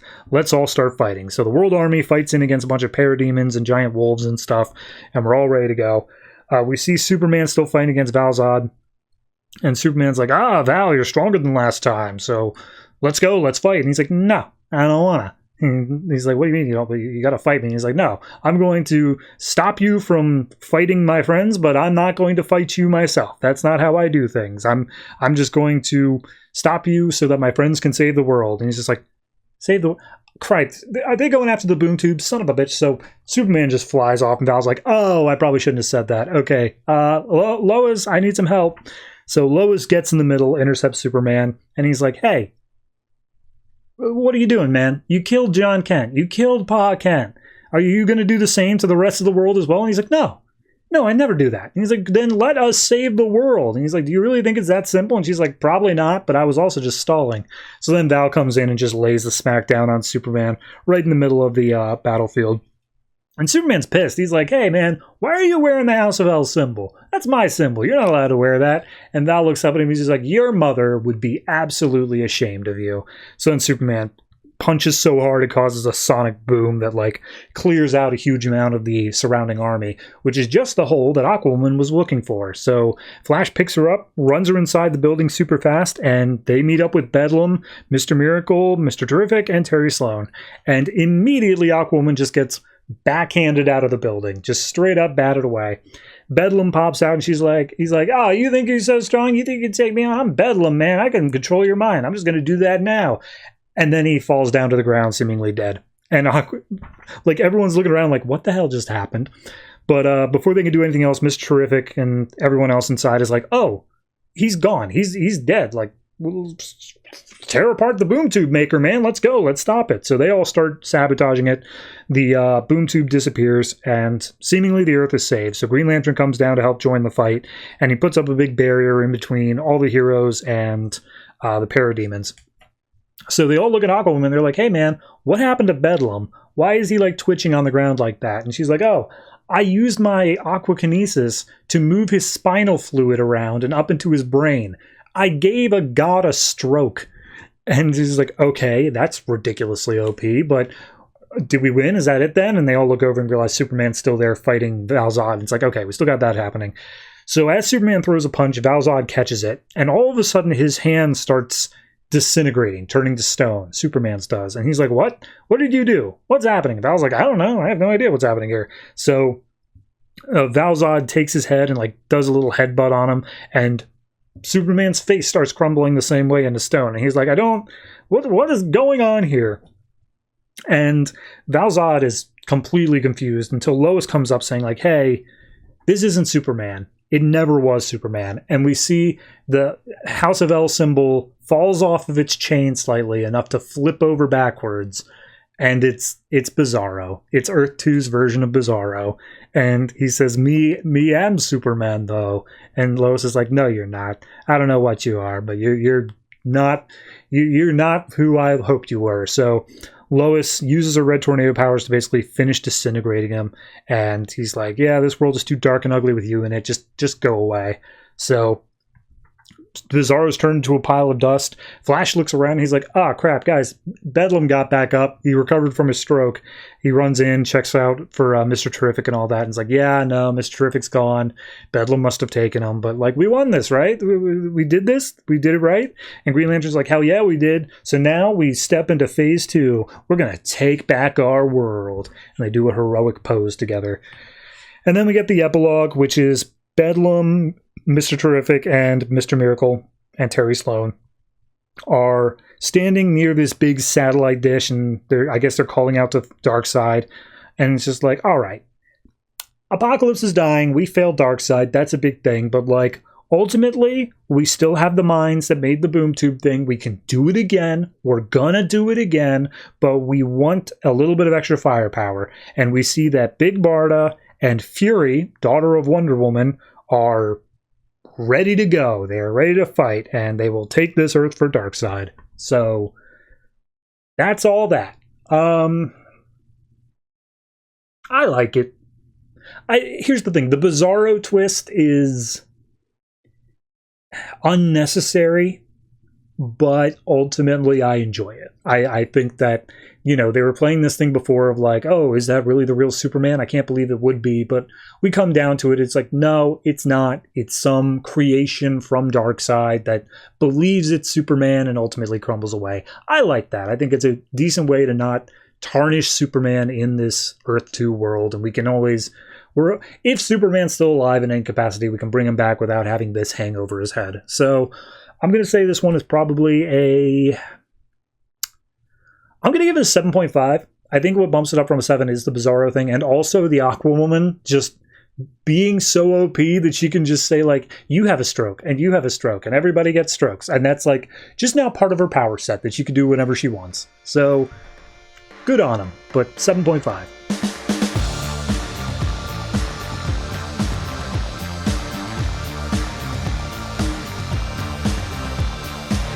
Green Arrow number 34, written by Jeff Lemire, art by Andrea Sorrentino. So last issue ended with Diggle being thrown out of a skyscraper window and Henry getting shot. So we pick up exactly where we left off with Diggle. He's fallen out of the window. And Oliver's basically like, look, I don't know how long he was falling. It was probably just seconds, but it felt like hours. Regardless, like, I acted quickly. I did what I needed to do on reflex, and I had just enough time to shoot out a foam expanding arrow, which caught Diggle, and he was saved. So he's like, awesome. So what do you say, Diggle? Should we take care of this? And he's like, yeah, man, this guy's not messing around. He's like, good. Neither am I. And Oliver fires up an explosive arrow up into the room. Meanwhile, over with Naomi and Henry, we see Talkman is like, look, it has to be this way. Dragon's going to let me live as long as I kill you guys. And then Emiko just swings in being like, Richard Dragon might let you live, but I won't. And she just starts like snapping bones, kicking him upside the head, just being like, oh, you cowards and your guns. And Naomi's like, dude, he's done. Back off. You don't need to do this anymore. And then Killer Moth steps in, just being like, haha, he is, but I'm not. So then we cut over to Vertigo and Richard Dragon, and they're coughing because of all the smoke and stuff from the explosive arrow. Dragon's like, yo, I'm going to take care of Arrow and Diggle. I want you down on the street, just keeping everybody away from us. You deal with the civilians. And he's like, oh, hell yeah, I love dealing with civilians. So Vertigo goes down. We see Oliver and Diggle trying to make their way up into the building. They take out some goons that are in the way. Or at least Oliver shoots them with arrows and then walks over to the elevator, presses the button to get up to the top floor, and then is immediately dropped on by two guys who were waiting in the elevator, to which Diggle takes them out with gunshot to the head. And he's like, hey, a rookie move, man. You must be out of touch. And he's like, yeah, well, I'm surprised you still got the moves, old man.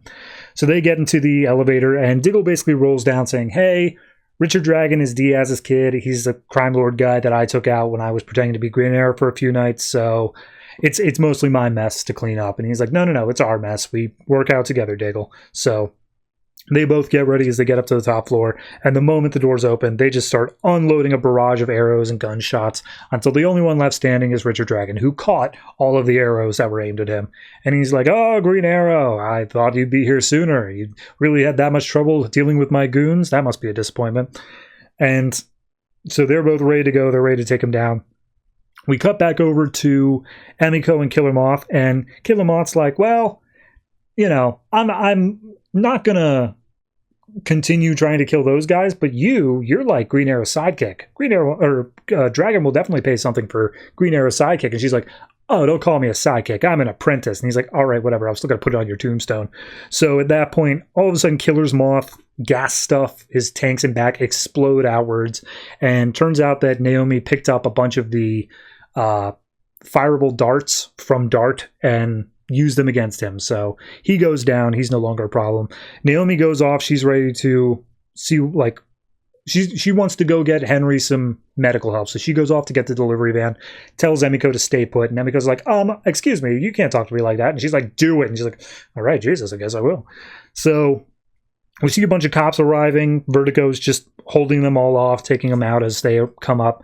And as we see the fight between Dragon and Arrow team begin, Dragon's taking note of all their weak points, all the ways that he could attack them. He's ready to go. And we see Oliver's the first to fire off an arrow. And Dragon catches it. He immediately kicks Oliver in the chest enough to shatter ribs and fly across the room. He shoves the arrow into Diggle's hands, so there's nothing he can do with that. And then Dragon just lays down his foot and snaps Green Arrow's bow in half. And he's like, there. The problem with bows is that they can be broken a lot like ribs, and he cracks a few more of Oliver's ribs. And he's like, look, I don't want you and your toys. I want to fight you man to man, all right? Let's see what you're really made of, whether or not you deserve this city anymore. So Diggle gets the drop on him, holds him from behind. Dragon just throws his head back, breaks Diggle's nose, and then proceeds to jump onto the ground to get him off. Oliver gets up, tries to attack again, gets his nose broken, gets his breastbone broken, eardrums bashed into the sides. He's not doing well. And as Dragon's standing over him, he's just like, look, whether it was you or whether it was Diggle, it doesn't really matter. But the reason I became the person I became, the reason I became Dick Dragon is because of you, of the concept of Green Arrow. And now, I've taken your entire city. I've taken everything that you care about. And what do you do in the end? You just lay down and you break. You're such a disappointment. So Oliver stands up fully enraged, and he's like, oh, you're nothing, Dragon. You can't do anything. You're just a 2-bit thug like all the other people I've taken out. And he tackles Dragon into a wall. And he's like, that's a nice speech and all, but ultimately, you're just not good enough. And he headbutts Green Arrow down to the ground again. And Oliver says, okay, well, you know what the difference is between you and me, though? I don't have to do this alone. And we see Diggle pulls the arrow out of his hand, tosses it over to Oliver, and Oliver manages to jam it through Dragon's leg, right through a femoral artery. And he's like, you're going to bleed out in minutes if you don't get that taken care of. So this fight is done, and I've won. All right? So that's what it is. And by the way, who's broken now? So Dragon is left in Diggle's care as Oliver goes downstairs. It looks like Diggle follows him soon afterwards because they're like, hey, yeah, we still got to deal with Vertigo. What's he up to? As they get down there, they see all these cop cars are flipped and exploded, and it's all chaos and crazy, but Vertigo managed to escape. And Oliver's like, all right, whatever. We can go track him down another day. Let's help clean up this mess. This is something we need to take care of. So over at the hospital, we see they took the delivery van to get Henry to the hospital as fast as possible. And Henry's like, hey, Naomi, thanks for that. Also, you kicked ass back there. You were super cool. And she's like, oh, thanks, you too. And as he's being wheeled in, Emiko's like, he loves you, right? And she's like, yeah, I know, kid, thanks. So at that point, Oliver shows up along with Diggle. And she's like, Naomi, hey, I was tracking the van. I saw you guys were at the hospital and assumed the worst. Like, what's going on? Is Henry okay? And she's like, the doctors have him. He'll be okay. What happened to Dragon? And she's like, oh, he's finished. He's not going to be able to do anything. And then Oliver turns to Emiko and just like, all right, you want to work with me? You want to be my apprentice? And she's like, really? You mean it? You're going to let me in? And he's just like, I don't think that you're going to take no for an answer. So yeah, sure. It's going to be you, me, and Naomi. And Diggle's like, what do you mean, you three? I'm still in this game too. We're Team Arrow after all. So we get a little 2-page epilogue of Oliver saying, I let my city down. I ran off to do outsider stuff, and Seattle basically suffered because of it. I'm not going to leave anymore. I'm a street level hero.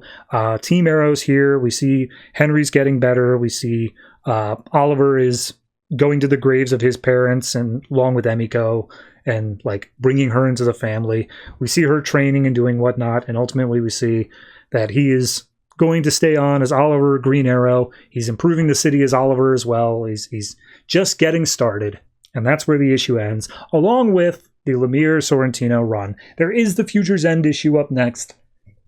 Debatable whether or not you count that as part of the run. I will, but ultimately this is the end of the story that they were laying out. So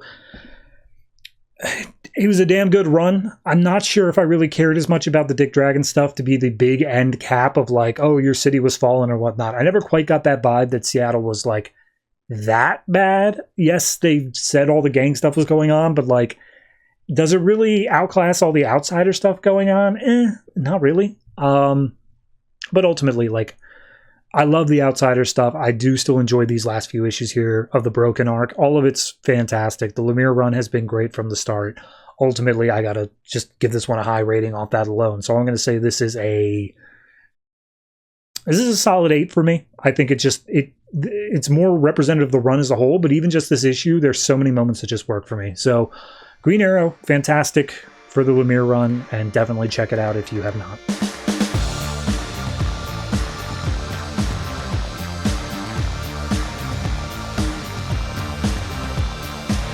Justice League 3000 number 9, written by Keith Giffen and James DeMatteis, art by It's Complicated. So I don't know why they did this, but they split this issue straight down the middle, and they tell like 2 simultaneous stories. The first part that I'll be covering is art by Howard Porter. And last issue, if you remember, we resurrected Girl Terry as the Flash, because why not?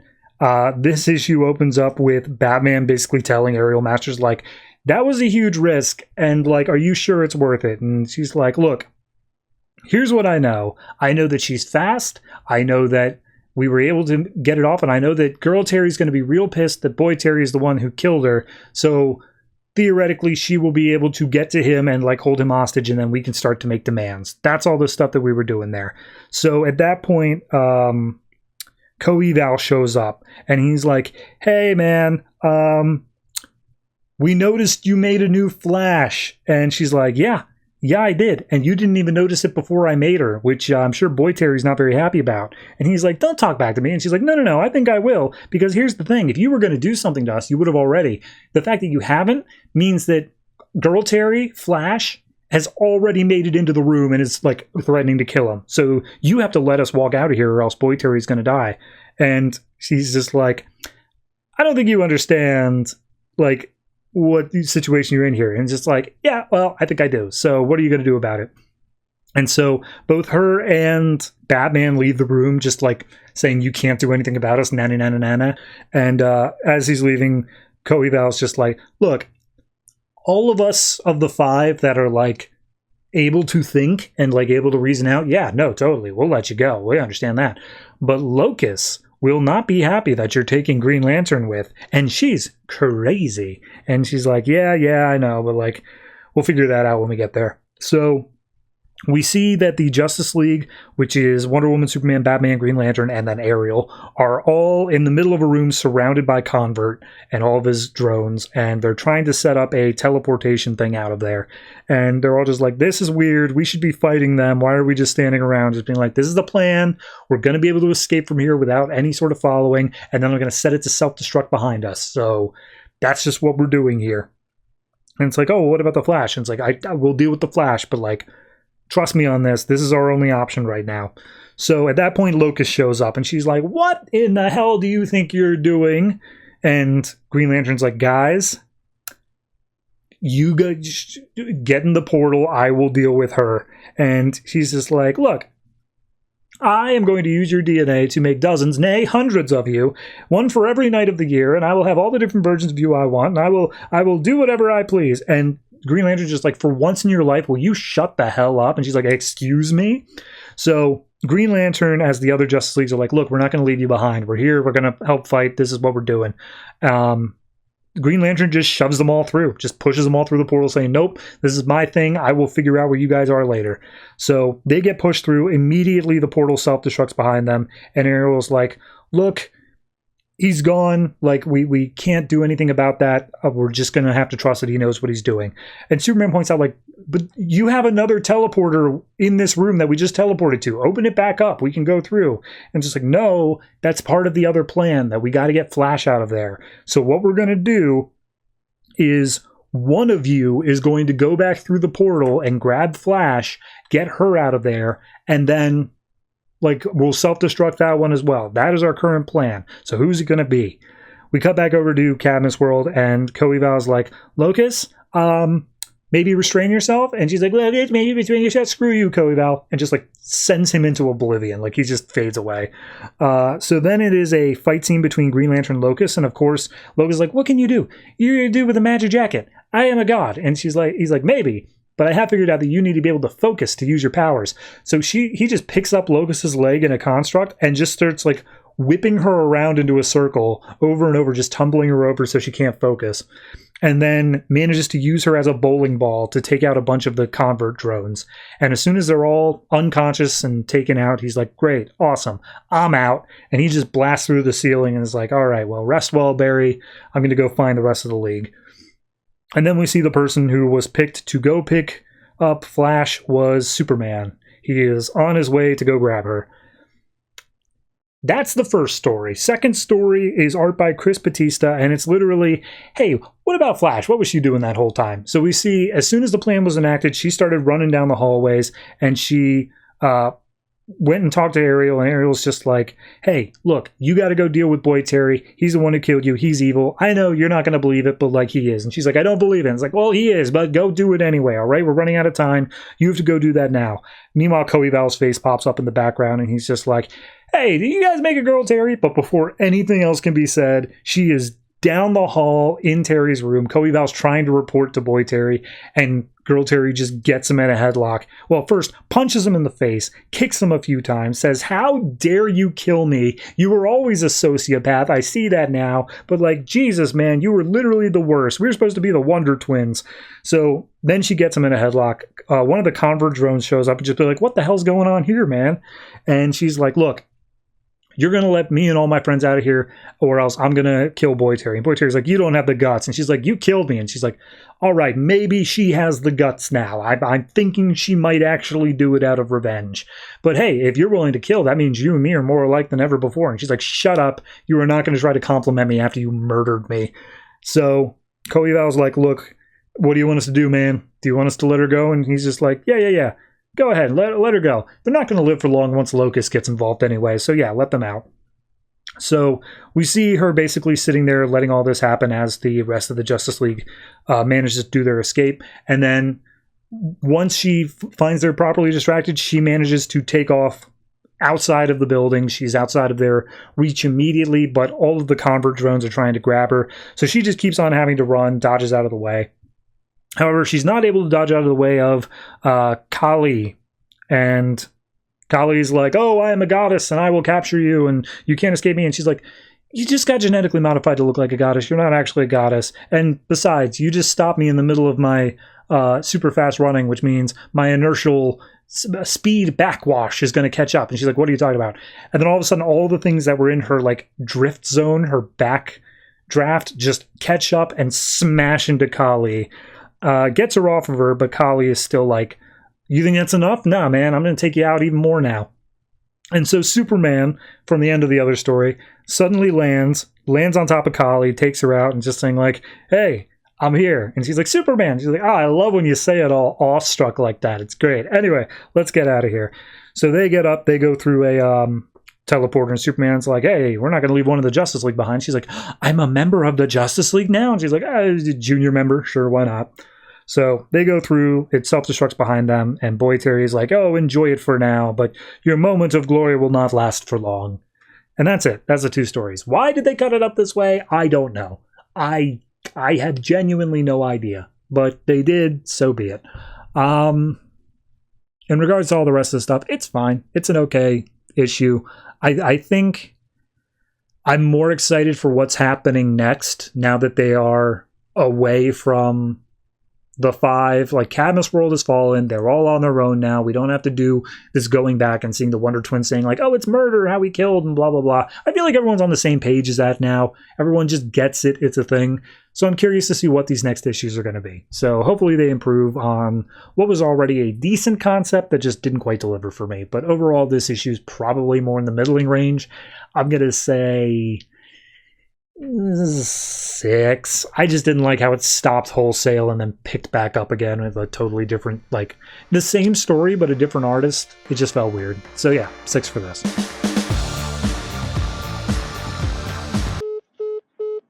Whoa, hey, what the hell is going on? I know this is very confusing for anybody who skipped over the intro, but that's your fault for skipping over the intro. See, I promised at the beginning that I would be handing out a little secret code in the middle of this episode somewhere, and now is my time to do it. So get your pens and papers ready. It is HB07VU6KB7C4A9. That is your secret code. First come, first serve. Hopefully you are the one that gets it. Otherwise, back to the show.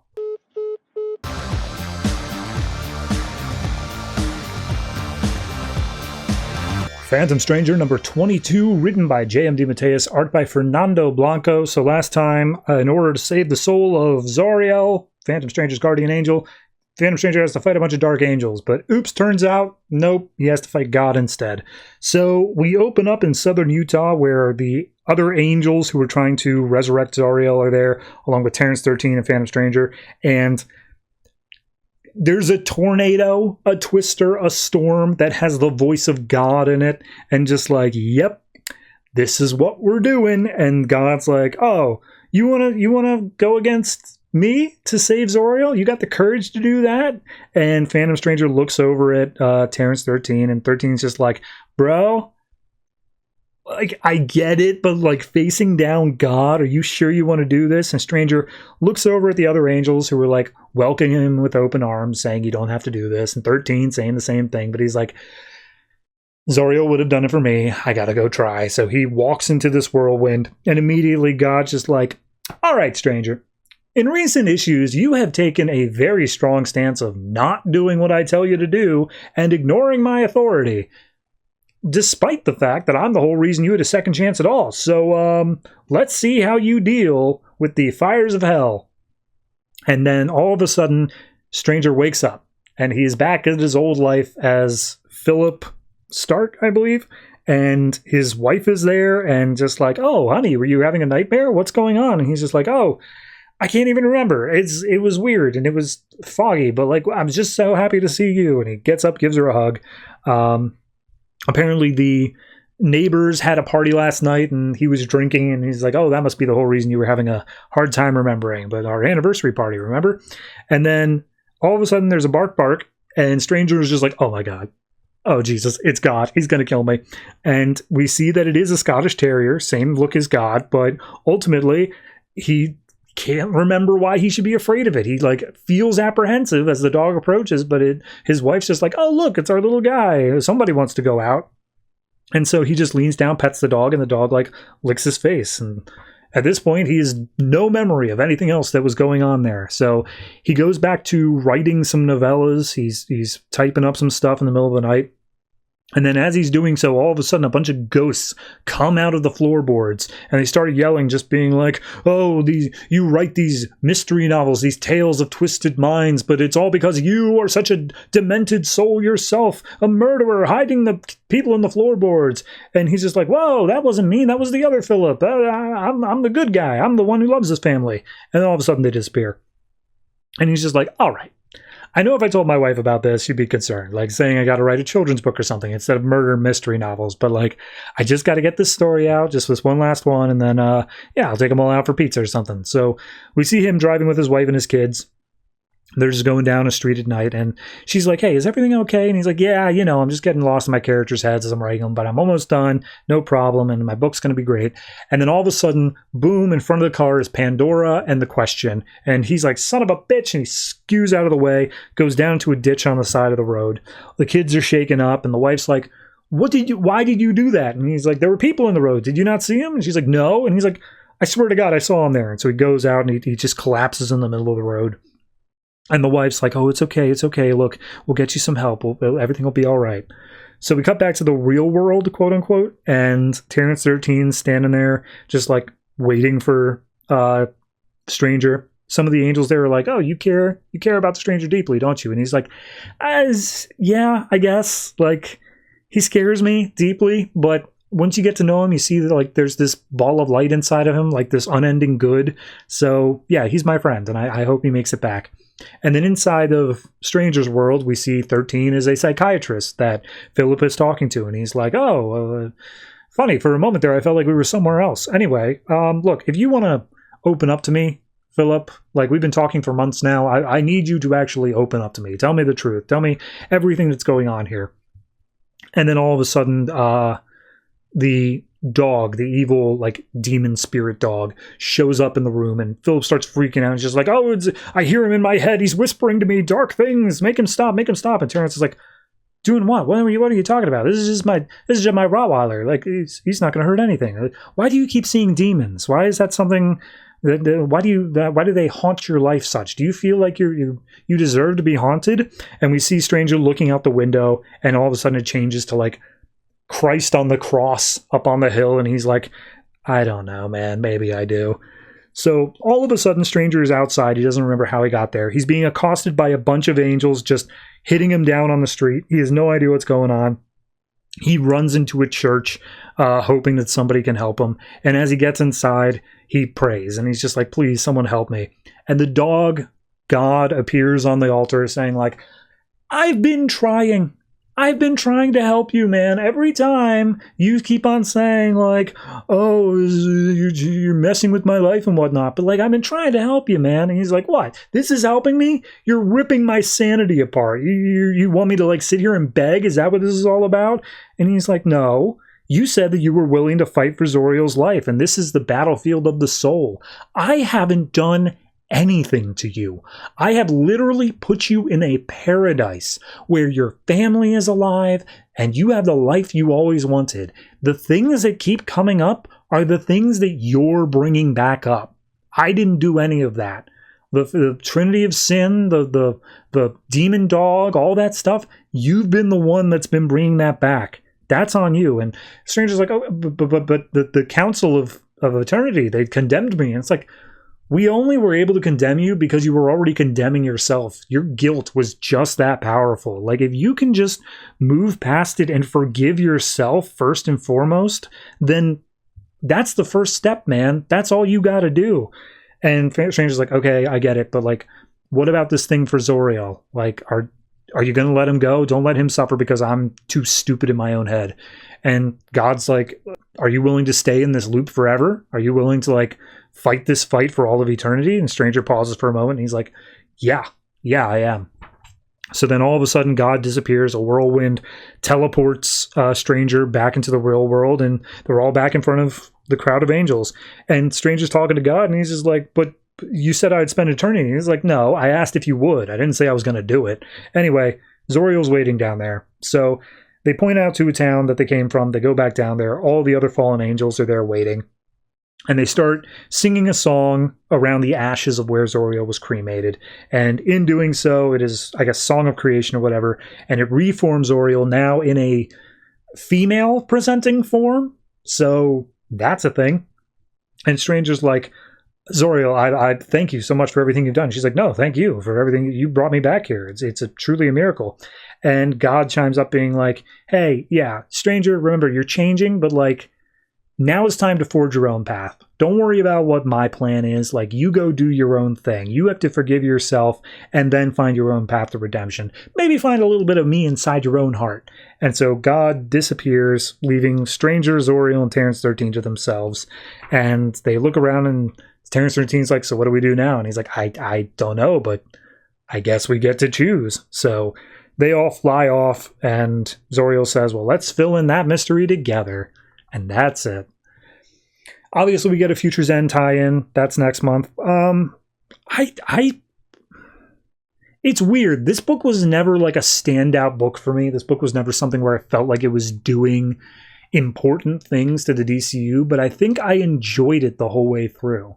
I think that the whole time it kept playing with these ideas of like fate and forgiveness and all these like metaphysical stuff, but it never talked down to the audience. It always portrayed it as like, no, we're going to like pose these questions and have like the idea of guilt and salvation and all this sort of stuff, and we're going to analyze it in a meaningful way. And I appreciate the fact that they didn't talk down to me at any point. They kept it above the board. So ultimately, while this last issue is kind of just the capper to the whole thing, it does work in its own right. So I think I'm going to give this one, I'll give it a solid 8. I really think that this is a solid run, and it's overlooked a bit. I don't know how Phantom Stranger was before the New 52. Obviously, the Judas stuff is new. It's something that was made for this, but I think it works, and I think it gives a lot more depth to the character that was explored pretty well here. So Phantom Stranger, definitely worth checking out to some extent.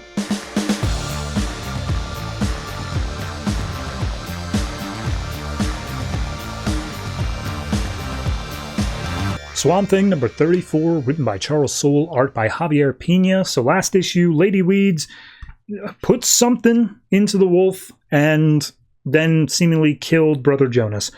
This issue picks up showing Brother Jonas is not okay, but he is still bleeding out on the ground. This one guy from the Serene is cradling him as Capuchin holds the little baby Swamp Thing that keeps an eye on things. It just says, yo, stuff's going down here. We need the real you here and now. And then the real Swamp Thing emerges out, and he's like, I'm here. What's up? How did this happen? And it's like, no, but like, he's not going to die. Well, no, he's going to die. He doesn't have long, but he's not dead yet. And she asks, like, how did this happen? And Capuchin's like, look, it's Lady Weeds and the wolf. It had to be. Like, you need to go take care of them. They are beyond saving at this point. So we see Lady Weeds and them out on a street, just trying to like flag down a car. And Lady Weeds is talking to the bushes where Wolf is hiding because he is no longer human looking at all. And she's like, look, here's the deal. You are no longer going to be able to participate in society looking like that. So therefore, your only option in order to live any sort of semblance of a good life is that you need to get me into the Avatar's body, and I will put you back in the green, and then you can, exist back there. But that is the deal. That's what we're doing. Sound good? And he doesn't respond. She's like, great, awesome. So we cut back over to Swamp Thing, who is using some herbs and stuff like that to try to stop the bleeding and take care of the pain. And Capuchin's just like, all right, but like, you're going out to kill them, right? That's what you're going to do. And he's like, we don't know that they did this for sure. Like, it could still be something else. And she's like, I have lived for 1,000 years and I've seen evil you would not believe. Those two are no longer human, and you need to take care of that. And Swamp Thing's like, okay, first thing we need to do is get him into an ambulance, and I will fly you to the nearest police station where you can then get an ambulance from there, because I can't do it looking like this. And Jonah is like, no. Look, I don't want to go to a hospital. I don't want to die there. Take me to the Grove, okay? Take me back to the Green. So we go to a nearby hospital. But this is where Lady Weaves managed to hijack a truck, and she told the truck driver, like, all right, well, I'm going to take that thing I got him back into the hospital. Do you have anything that would cause a fire? Like, do you have something on you? And he's like, I got a lighter. I'm also a father of 3 kids. Please don't kill me. And she's like, oh, well, that's not my fault. And so she stabs him through the head with a knife and then takes the lighter, makes a Molotov cocktail, and sets fire to the forest outside the hospital. So she opens up the back of the truck and says, okay, you've got work to do. Capuchin has already got Swamp Thing working, guarantee it. So once they deal with her lover's unfortunate injury. So we go back to the Grove and we see Capuchin and Jonah are basically saying their final goodbyes. And he's like, look, I was always going to die. I'm human again. It was going to happen. But like, I'm very happy for whatever brief time I was here. I got to spend it with you. And he starts like rolling over in pain. He doesn't have much longer. Swamp Thing picks him up, brings him out into the swamp, and Jonah's like, I am going to watch over you. I will be your eye in the green now. I will be your new parliament, more or less. But I was in the middle of a book. If you could just read that at some point, and then I'll be able to know it through you. Thank you. And Jonah passes away. He is dead in the grove. And at that point, Swamp Thing reaches out in the green and he feels the fire going on at the hospital. And he's like, what? Oh, geez. All right. Hey, I found Wolf and Lady Weed. Something terrible's happening. They're in the city. I gotta go. And we see the Serene is making his way back to the house, and he leaves Capucine to just grieve for a while. So over at the hospital, friggin' Swamp Thing is like, oh God, there are so many people dead in this hospital, and there's a fire going on. I need to figure out what's happening. So he busts in the hospital, and he sees what has become of Wolf. And it is grotesque and horrible, and something right out of the Rot arc from the beginning of this book. But seemingly still part of the red, part of the green, something like that. So Swamp Thing rushes in after all the people he's killed, and he's just like, no more, I'm not going to let you fight. And we see that this is all according to Lady Weeds' plan. She's narrating everything that's going to happen beforehand. So we see that his entire purpose here is not to fight or even win against Swamp Thing. It's just to pose a distraction. It's just to stall him, because Swamp Thing is so devoted to the people, is so devoted to humans still, that she knows he won't let any more humans die as long as they're still fighting, which gives her free range to do whatever she wants. We then see Lady Weeds arrive back at the homestead and takes the guy from the Serene captive and saying, hey, you serve all the avatars, right? Including past ones? Well, lucky me, I'm a past avatar. You better listen to me. So we see back at the hospital, the fight continues on, but ultimately it is him just to distract. Wolf manages to leap out a window into some fire below, and because it's fire, Swamp Thing is not able to follow directly, and therefore is able to delay until dawn comes. And once dawn comes, we see that Lady Weeds, Wolf, the Serene guy, and 2 hostages are in the middle of town, and they're just calling out for Swamp Thing. He builds a huge bowl around them made of wood and says, like, all right, this is over, we're done. And she's like, yes, it is. But here's the thing. Wolf currently has 2 hostages. He can kill them faster than you can react. And he will do so unless you change bodies with me. I got the Serene guy here to do it. I'm going to take over the Avatar body. That's how this goes. And he's like, no, I'm not going to do it. And she's like, all right, then we're going to hurt the woman. That's going to be on you, and you're not going to be able to do it.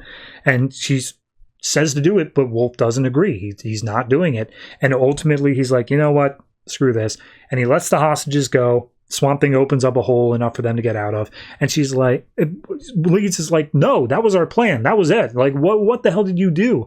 And he's like, I would rather fail than succeed this way. This isn't artful. This isn't like deceitful. This is just evil. And I'm not about that. So he ends up taking his claws, plunging them into his own neck, and killing himself as Lady Weed sneaks out through the hole that Swamp Thing made. So as Wolf is like dying, Swamp Thing comes down and says like, hey, I can take your essence and I can put you back into the green. You could live out the rest of your life there. And, maybe someday you would find redemption. But I'm not going to do that. And he just lets Wolf die. So Lady Weeds runs out. She pretends like she's a normal human hostage. She goes over to some paramedics. And it's just like, oh, please, this horrible monster in there. You got to help me. And they're just like, oh, where does it hurt, lady? And she's like, probably in your neck. She stabs one of them and is ready to hijack the ambulance when all of a sudden Capucine shows up and says, hi, Lady Weeds. We need to have a talk.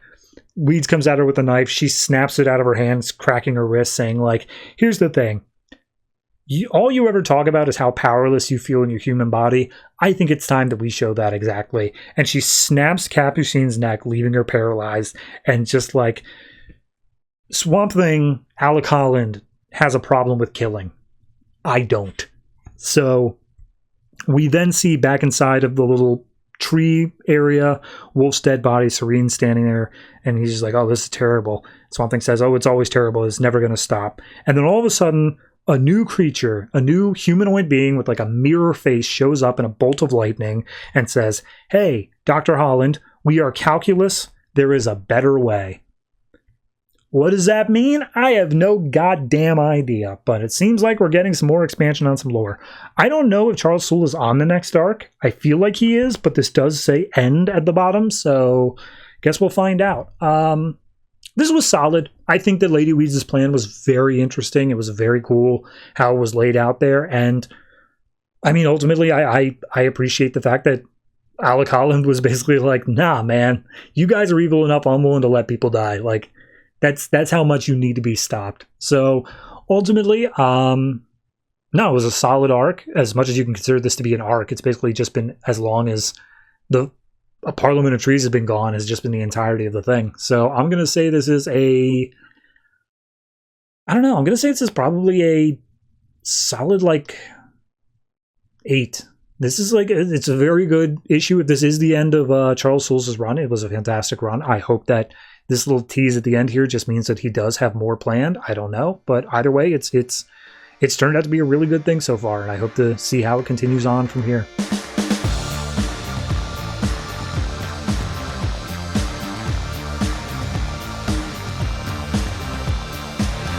Batman Eternal number 18, written by Snyder, Tynion, Fox, Layman, and Seeley, art by Andy Clark. So this issue picks up in Brazil, where a young kid is hauling a bunch of Batman toys in a wheelbarrow, and he's complaining, saying like, I put on your legs and head every day, but you never saved me, Mr. Vampire Hero.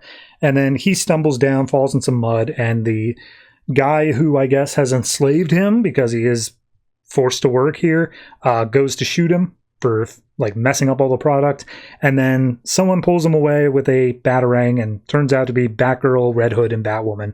And Batgirl's like, I don't speak Portuguese. Red Hood, you got something? And he's like, relax, little painted horse. Never mind, I don't know Portuguese either. So at that point, the kid's like super impressed, being like, oh, Mr. Vampire Hero Lady? And she's like, yeah, Vampire Hero Lady. We will be back soon. Hold on. So they look around the area and they see this massive factory or whatever that makes a bunch of toys. And Batwoman's like, all right, are we cool, Batgirl? Are we like, you good to go in there, calmly and take care of things as they need to be done? And she's like, oh, I'm sorry, do you not know all of my tragedies going on at home? Yeah, no, I'm cool as a pudding pop. So we go back to Gotham and we see Jason Bard is just walking around, showing his police badge to people down in the Narrows, just saying like, yep, I'm a cop and I'm here to help. And Batman's keeping an eye on him. And he's like, well, it doesn't seem like Jason Bard's doing anything unruly. He's just helping out people. And Alfred's on the line saying like, maybe it's because he's a good person, Batman. And Batman's like, oh, okay, Alfred, how's it going with your daughter? How's that going on? And it's like, oh, well, she said that she needed to go to get some high tea. And then it turns out there's a club called High Tea. And Alfred's like, I'm so happy that she's being civilized, that she's just rocking out like crazy. So Batman looks down into an alleyway and sees a man, clearly homeless, who is carrying a young boy, or maybe girl, name's Jade. And just like, oh, just a little bit further, we'll help you. And Jason sees this guy come and saying, sir, hey, I'm a cop. I can help get this person medical services. But the guy just jumps down into a sewer and is just like, oh, keep holding tight. He'll help you. You're his favorite. And Jason's just like, what the hell? Hello, I said I'm a cop. And then all of a sudden Jason sees something and he freaks out. He freezes up. And Batman comes up from behind. And he's like, Mr. Bard. And he's like, Jesus, oh, God, they warned me that you do that. And I'm still caught off guard. And Batman's like, hey, if you're dealing with Gotham sewers, you probably just saw something that you are not prepared for. I will go take care of this. You stay up here, okay? No harm, no foul. So Batman jumps down, and then Jason immediately follows suit, being like, I'm sorry, you were the one following me. It's only fair I get to follow you now. So as they walk their way down, they see the man who carried down there, and something has literally eaten his face off, and he has lost enough blood that he's totally dead now. And he's just like, oh God, someone ate his face. They warned me about this when I got to Gotham. They said that there's a cannibal living in the sewers. They said it was Killer Croc. And Batman's like, by the way, you might want to duck. And all of a sudden, Killer Croc comes out, and he's just like, oh yeah, everyone blames me. You eat one guy's face, and all of a sudden, you're the face-eating cannibal. And so Killer Croc just starts punching Batman, throwing for Bard. Bard drops his gun in the sewers, and he's like looking for it as he's saying, Killer Croc, you're under arrest for suspected murder and kidnapping. And he reaches and finally grabs something and pulls it up. Turns out to be a boot. And he's like, son of a bitch, where's my gun?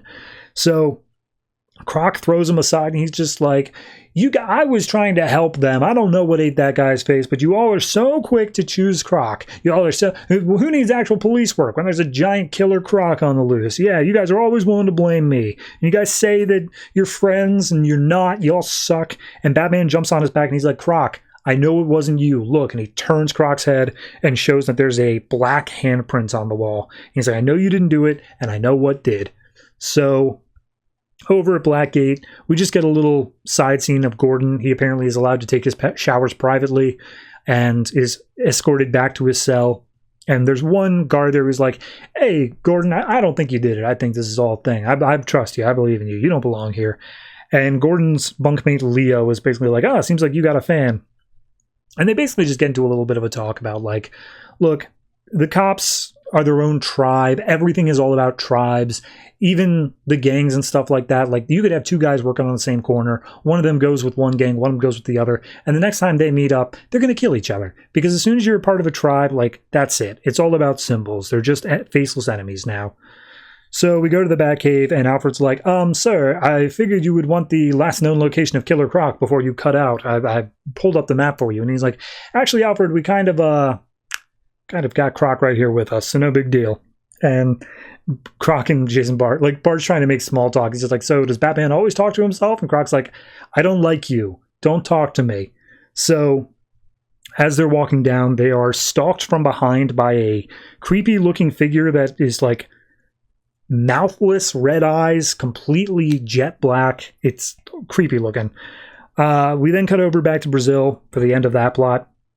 And we see that it's a sweatshop loaded up with kids, all held against their will. And Red Hood's like, not a lot of things of me get a bullet, but like this definitely gets a bullet. And Batwoman says, no killing. That's Batman's rules. And Red Hood's like, hey, sometimes kneecaps look an awful lot like faces. I'm not saying that I would purposely shoot someone in the face. And Batgirl's like, no, we're not going in. This is going to be a stealth thing. I'm going to go in, find the person I'm looking for, who I think is responsible for, like, you know, he got plastic surgery and whatnot, is responsible for my dad being in jail. We're going to go check him out. You guys just provide cover. And Red Hood's like, excuse me, Batman sent me here to stop you from doing the things you do because you are untrusting right now. And they basically both turn to Batwoman as a neutral third party and say, okay, stealth mission or going guns blazing. And Batwoman's like, stealth mission, but we're going to provide direct cover for Batgirl. We're going to go in directly behind her. So at this point, they all splinter off. And as Batwoman's trying to hide, Red Hood just goes up to one of the guards and just bashes him over the head with a pistol. And Batman's like, dude, we just said. And he's like, hey, look, I'm changing my own plan, doing this my way. And besides, Batgirl doesn't need our cover. Like, she's better than any of the ex-Robins ever were. And that's the thing that always got to us, that she was like legs of a ballerina, brains of a librarian, and she's just the best. And as Batgirl is beating her way back into the back of the building, we see that she finally arrives at the room where the dude she's looking for is, and he's got little toys of Red Hood, Batgirl, and Batwoman all there. And he's like, oh, yes, that's right, my little toys. I can make you do whatever I want. And he does some hypnotizing thing on Batgirl. So as Red Hood is saying, like, look, Batgirl, she doesn't need us to, like, protect her from the goons and the villains and all that. We're here to protect her from herself. And that's when we see Batgirl leaping over some crates to attack Batwoman and Red Hood. And then he says, and also protect each other from her. So yeah, that's the issue. It's not bad. It's an okay one. I like the Jason Bard Killer Croc stuff more than I like whatever's going on in Brazil. I guess my big thing with the Brazil plot is it never felt super defined as to like why we're here. Obviously, Batgirl was following her own lead of like a guy that she thought did it, but like to get to Brazil felt like such a massive leap. You know, like we're doing the world scouring thing here and also with Red Robin's plot. I don't know, but the Killer Crocs, Batman, Jason Bard stuff, that is ultimately where I want to be, and it does have a very well-written part of the story. So I'm going to say that's a 7 from me. It's a solid enough issue, nothing too bad with it, and I'm looking forward to the next one.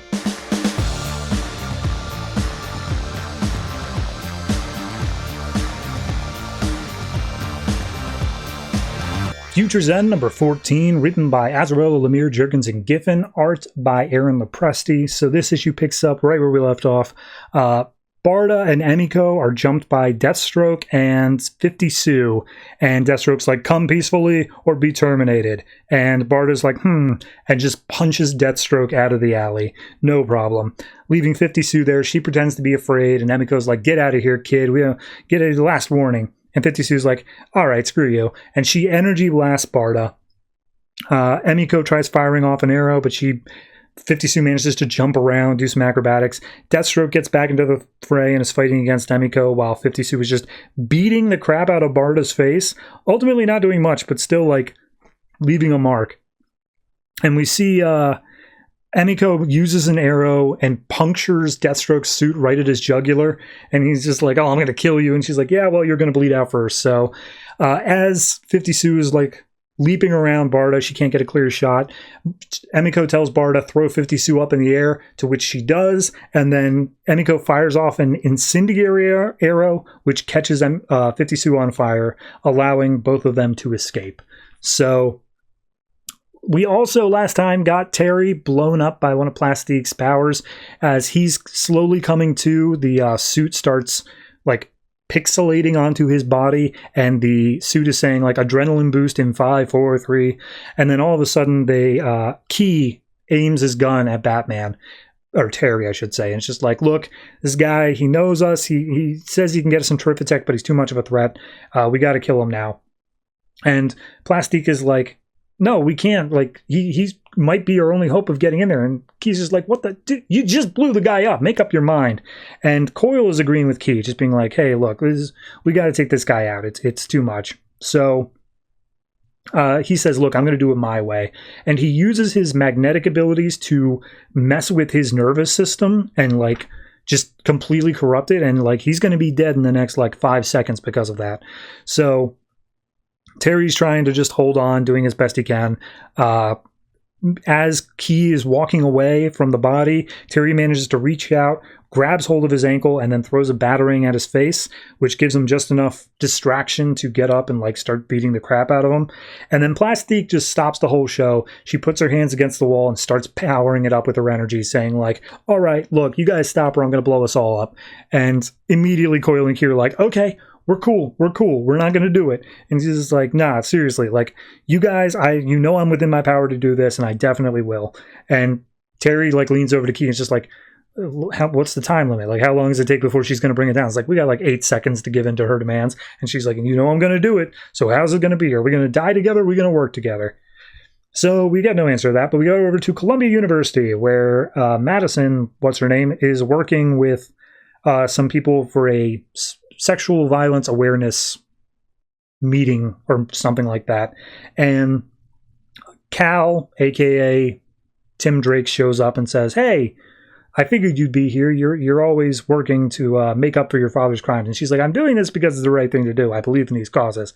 And he's like, look, hey, I got your necklace back, the one that was stolen. And she's like, oh my God, it looks almost identical. And he's like, it is identical. It's the actual one. Police caught the guys who did it, despite the fact that he was the one who caught the guys who did it. And she's like, oh, I guess good things can happen.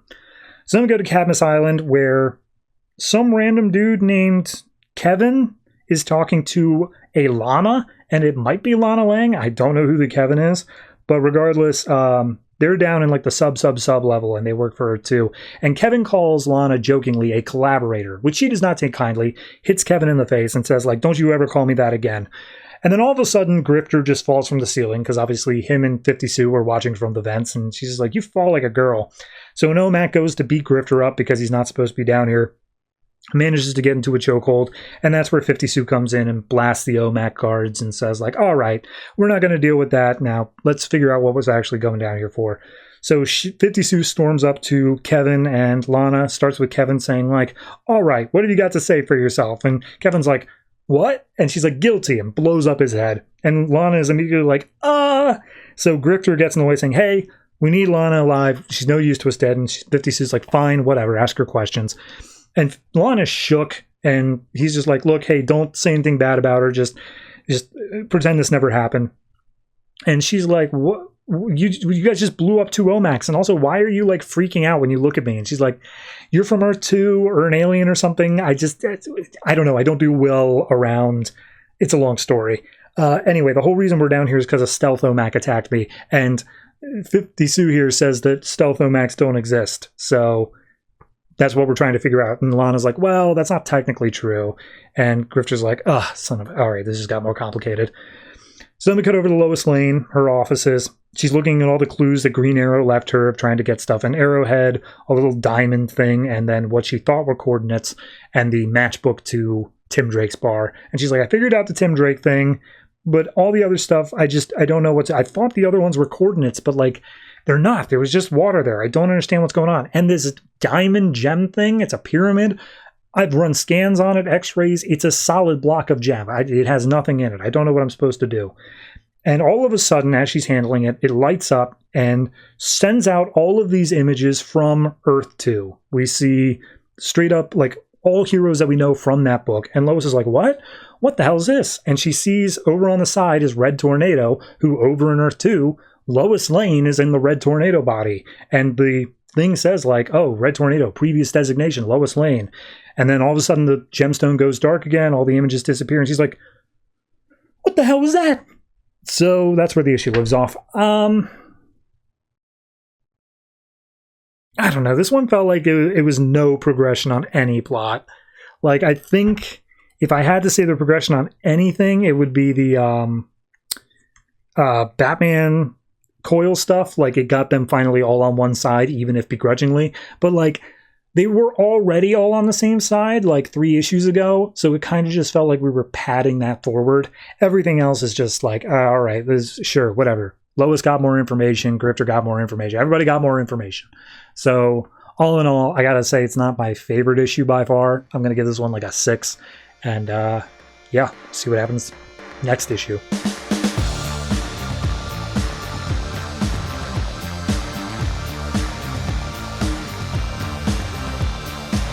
And that's it. That is all the comics that came out from DC Comics this August 6th, 2014. And dear Lord, this episode has been so long. I almost don't want to bitch about it just because me bitching about it will make it longer. I'm in a lose-lose situation here. So I guess just know that I'm upset about it. I'm sorry I failed you. I failed this city. And I promise to try to make it up to you next time. Or whatever. Also, if you missed the part where I said the secret code for the DC Universe Infinite thing, guess you got to start from the beginning again. Good luck. Anyway, looking at next week, what do we got next week? Next week's my birthday, actually. I won't tell you exactly the date, but wish me happy birthday, because I'll be alone and sad.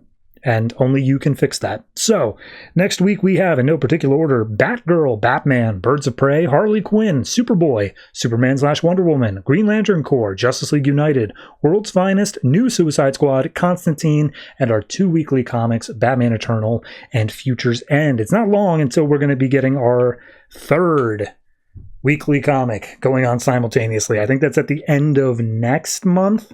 So stay tuned for that. In terms of events, I don't think any of them are part of an event. Nope, nothing's jumping out of me. So we'll have a few final issues. I think Superboy's in on that list, maybe Birds of Prey. But beyond that, you just got to check out the episode to see what's all special about it. Anyway, if you have any comments on any of the comics I talked about this week, last week, any week at all, go ahead and hit me up on the video comments down below. Or if you don't want to use YouTube system, go ahead and hit me up on any one of our social media platforms. We have a Discord, we have a subreddit, we have a Patreon. I highly suggest the former or the latter. The subreddit's a little bit dead right now, but you could change that. I'm the moderator there. I'll literally allow anything. Do not test that. I regret saying that as soon as I said it. Do not test that. Anyway, that's going to do it for me. Thank you very much for watching, listening to this beast of an episode. I hope to see you next week. Be sure to engage with this in a positive way. And always try to remember, if it ain't broke, don't fix it.